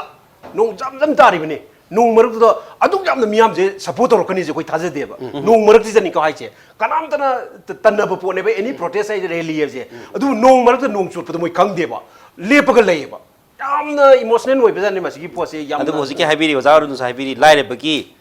lakpa protest tu di madam sai madada public na loi chawalakani haiba hom di फोंदोपीरी अदो मसैदा औजा हेमंत लाक्रिदा जेसी site अमुक लाक्सनमी गे खुराई गी जेसी ना Taleb demand जे point अहुम दा हुजिक ताले विथड्रॉ तौबसु बतुंग दा अमुक सु खोंगिंग स्टेप अमुक लाखनी हाबे अफम सु ngasi gi withdrawal notices dum yauri maroina Khurai ML resign तौब यारोय हाबे पॉइंट नंबर 1 पॉइंट अमा नंबर 2 दा 7 पीडी मिनिस्टर रिजाइन तौदमनी हाबे पॉइंट अमा नंबर 3 पॉइंट दा सीइंग गी कॉन्ट्रैक्टर दंदी पियु हाबे पॉइंट हम यारे दुबो लाली बजे करानो हाबे जे खुराई गी मियाम ना जेसी ना खगबी माली मसी मदान करे हाबी निंगे कॉन्ट्रैक्टर सी दंदी पियु हाबे कॉन्ट्रैक्शन लाले आइदम डिसाइड तौब यारा कमाई तौदी कदबुगी मंगोंदा चेंग करिगिदम का था मंगा थमजलिनो व्हाई प्रजा खुराई प्रजा दा पीगिदब चेंग दुबु मागी गोडाउन दा थमजनबा करिगिनो अदुगा अखोइना कंप्लेन तौरका ना माई गोडाउन दा लई हिजिबु करम कॉमन सेंस ना माजी लांदे ना लौदुइनो हाइबने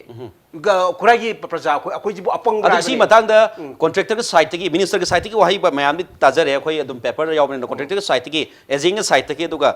स्पेसिफाइड पीआरओ के साइट की सु माई फोंदोखिबा लैगरे अदुगा एजेंट हाइतारे खुराई एजेंट सु मागी वाई खर फोंदोक लैरे कॉन्ट्रैक्टर साइट की हाइबा लैत्रि दो कॉन्ट्रैक्टर कनानो एक्स और वाई एनी ओजसनु अदु मतांग दा खुराई जेसी ने मसी मतांग दा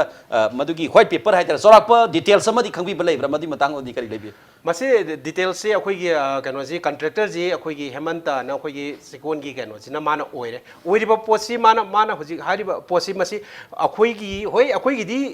एमएलए दा तानबै वानी अदुगा तौरै पोसी करिगुम सुमाइना माजी मिनम में हाइबजी मदि फुल कनो जिना नानगी खबर दा हापि जिना कन्फर्मेशन मागी कनो की नो लैरे को मसी मिनम में खंग पीदे न कनो मिनिस्टर जिना करिगी तुमिना हाजिपोक्तमा कदबगी कनो तो होन्द्रिबनो लौथोक्त्रिबनो सुम तुमिना लैरिबजी मरम जे करिगिनो नखोइ खंगनिंगेबा हुजिकति अखोइजु चेंग फंगदुना तोंगानबा अमा ओइरगा करिगिदबक कॉन्ट्रैक्टर जी दंदी पिद्रिनो जे अखोइ जे हंगनिंगेबा सी मान मसाना मगोन the 5 month ki cheng lai de haibani na kari gi damakta minister na hangdrino ba contractor ji da kari gi damakta phajal maji kadabagi thamino akhoi gi damakta maji matik chadre khale contractor ama oiraga ju aduno khurai gi dadi mana contractor oiraga di akhoi cheng ji handak ki chahi gi wanate mamangi chahi gi wanate Khurai JSC ना ताली दावी अहुम से first दावी है कदर मोय अपाम फोंटोप अहुम से MLA design तो यारोय मधुमक्ति दावी नते मधु हाइजबनी नंबर 1 अदुगा मिनिस्टर डिजाइन तो गदबनी हारगा कॉन्ट्रैक्टर पनिशमेंट तो गदबनी से अनि जे मथंगा होनबरा आइना इन खंजरी ने सबाइदा हारा मे 1 2 3 दा क्रोनोलॉजी से 1 दा कुरा MLA डिजाइन तो यारो है 1 मा नंबर 2 पॉइंट दा कैबिनेट पीडी मिनिस्टर डिजाइन तो गदबनी हाजुना पॉइंट नंबर 2 ने ओय ने अदुना 3 दा ना कॉन्ट्रैक्टर है ना हाइबतो कनेक्टर दनी पी गदबनी हा अदुना डिजाइन तो यारो कॉन्ट्रैक्टर दंडी पी गदबनी देन थर्ड दा इफ पीदरगदी और इफ नंग जस्टिस तो तब गमद्रगदी नंग रिजाइन तो होइना सिगी सीक्वेंस लॉजिकल सीक्वेंस द लामगदी अमु हेना ताब नुंगायरमगनी हौजी हाइरिसिना हौजी हाइरिबो पोचिददी कॉन्ट्रैक्टर सी मिनिस्टर न कंखलगा थमे नत्रगा नंगी मीनी हाइबगी पोट अमा मानबा अमा ओइबम थोकप्रा खले तौरिबा लाइमोंगी सिचुएशन जी कनोदा करीम ते इंक्वायरी तौद्रिङेदा करीम कनो तौद्रिङेदा अखोइना फॉरगोन कनो अमा कंक्लूजन अमा तासनबगी ममी अमा ताय अदुना अइना पामजबनी को सीक्वेंस तो गगी वाने अदुगा दाबी सिंग अदु तानबा याय नत्रगा याते हाइबा नतबा रिजाइन तो बिगनु मधुमा फारे मधु नंग जस्ट अपील नि अदुगा मंगोंदा अखोइना थाजब थमी नंग अखोइगे हेरोनी नंग अखोइगे अखोइबु लिड तौगदोरिमने अखोइ लीडर ने 1 फाइन अदुगी मतुंगदा था तरा तरेट फाजलगा थम्मे हाइरिबा कॉन्ट्रैक्टर दो हुसोइबरा आई खंगजते अदुगा माना फाजलीबा पोट असा मसी दंडी पीगदबनी था मंगा है था मंगा एनीवे था मंगा की फाजले तरेट ओरमदगी अनि अमा पिथोरे अमा दिमु मिस ओइरे अदुना था मंगा मंगोंदे लाइरे ना हाइरे अदुगी मिस तौरमी बा पोट असे येंगा कांदा मंगोंदा कॉन्ट्रैक्ट करी हाइनी पेनल्टी अमा पनिशमेंट अमा पीगदबनी हाइबदो मधु लॉजिकल ओइ अदुगे मधु तो वंगमद्रगदी अखोइ मिनिस्टर से डिजाइन तो ओइना हाइबो ओइरगदी लॉजिकल एना मरुम नुंगाय हाइबनी ओके मखा बियो जा ओजा कनो की तो लोशन बिरो हजिकी दुदा मरोइना हजिकी पॉइंट्स अहुम सी फंद्रगदी कइदोगदोइनो अम बनगाजे मणिपुरी मयान पब्लिक सिता दुम मसी ओजा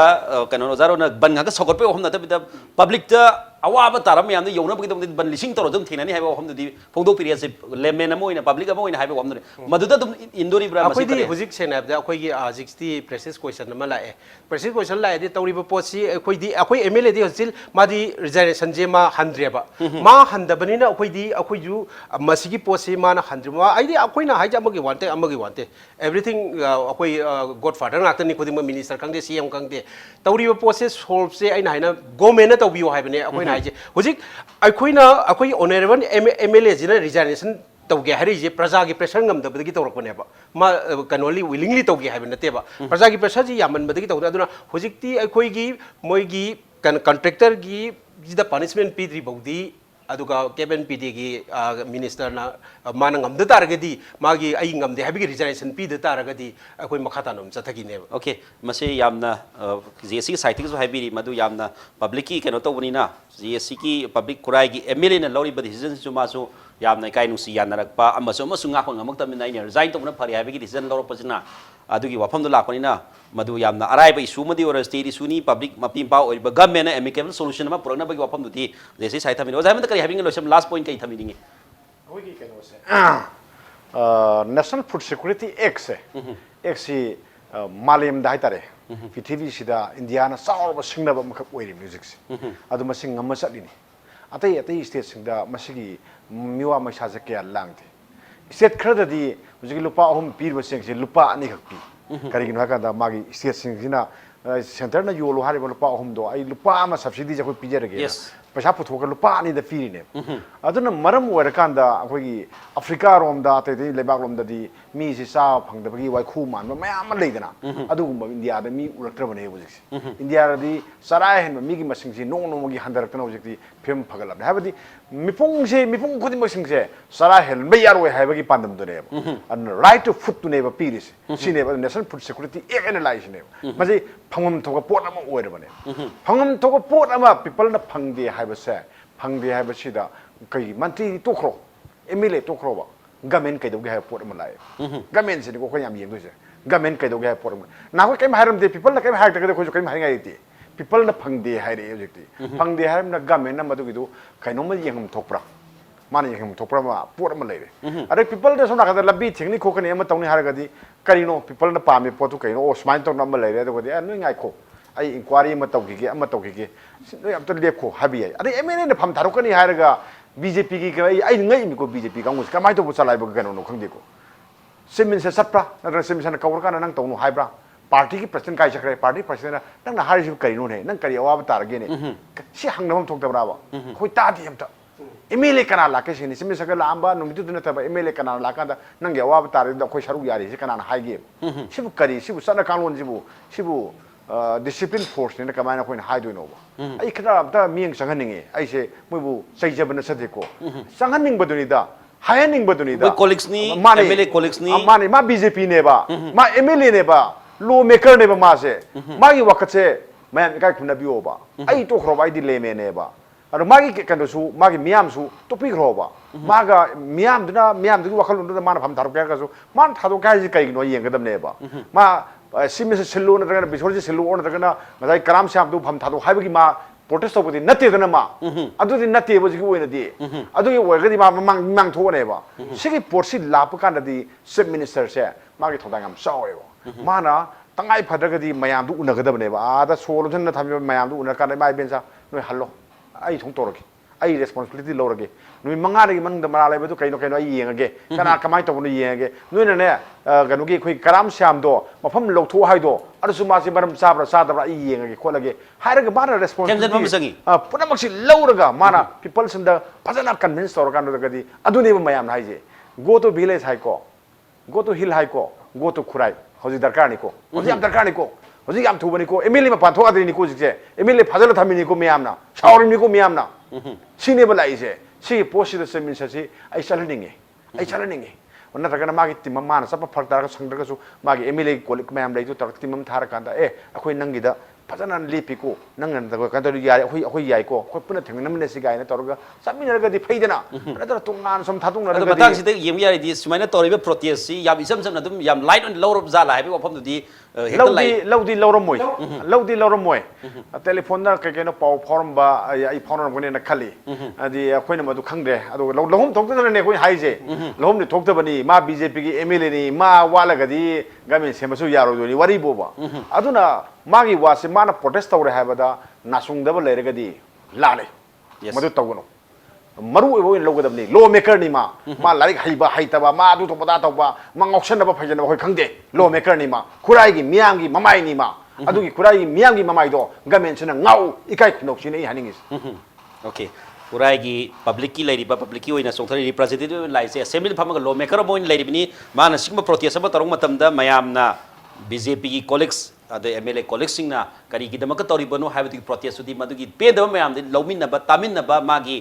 पेदब मयामद फोंदोनबगी मतांगोदि मपी मपाम ओइना गवर्नमेंट जे पारिबा कैबिनेट कोलिग्स सिंगना यंगसलका मदु मयामगी थेमजनबा प्रजा सिंगी वारिबा मयाम अदुगा MLA मसादा एंजाइटी लेरिबा नुंगाइतिबा मयामदो थेमजनबा मदि मथौ ताइ हाइबनि अदुबु मसि मरोइना रेजिग्नेशन की प्रोसेस लाख मतम सिदा गवर्नमेंट ना याम चपचाबा डिसीजन मसि तौबा यानी यारोय हाइबदि वहमदुंदा सिगुंबा नुंगाइतिबा मयाम जे फोंदोक लैबा मयाम फोंदोक मसा मदि ओहिनबि हाइबदने दुगा जा अरुण अदुगा कसिगी JSC की साइट की सामबा लोइना अखोगी एडिटर कसिगी बनुंगनगी थरमदा वाफों क्या फोंदोक पितना बनुंगनगी थरम थोय हापपुन गेस होम पुथाका सरि लोइना बनुंगनगी थरम समदांग सिदा टेंशन जरे मयाम फनो परोय बना खुरुम जरी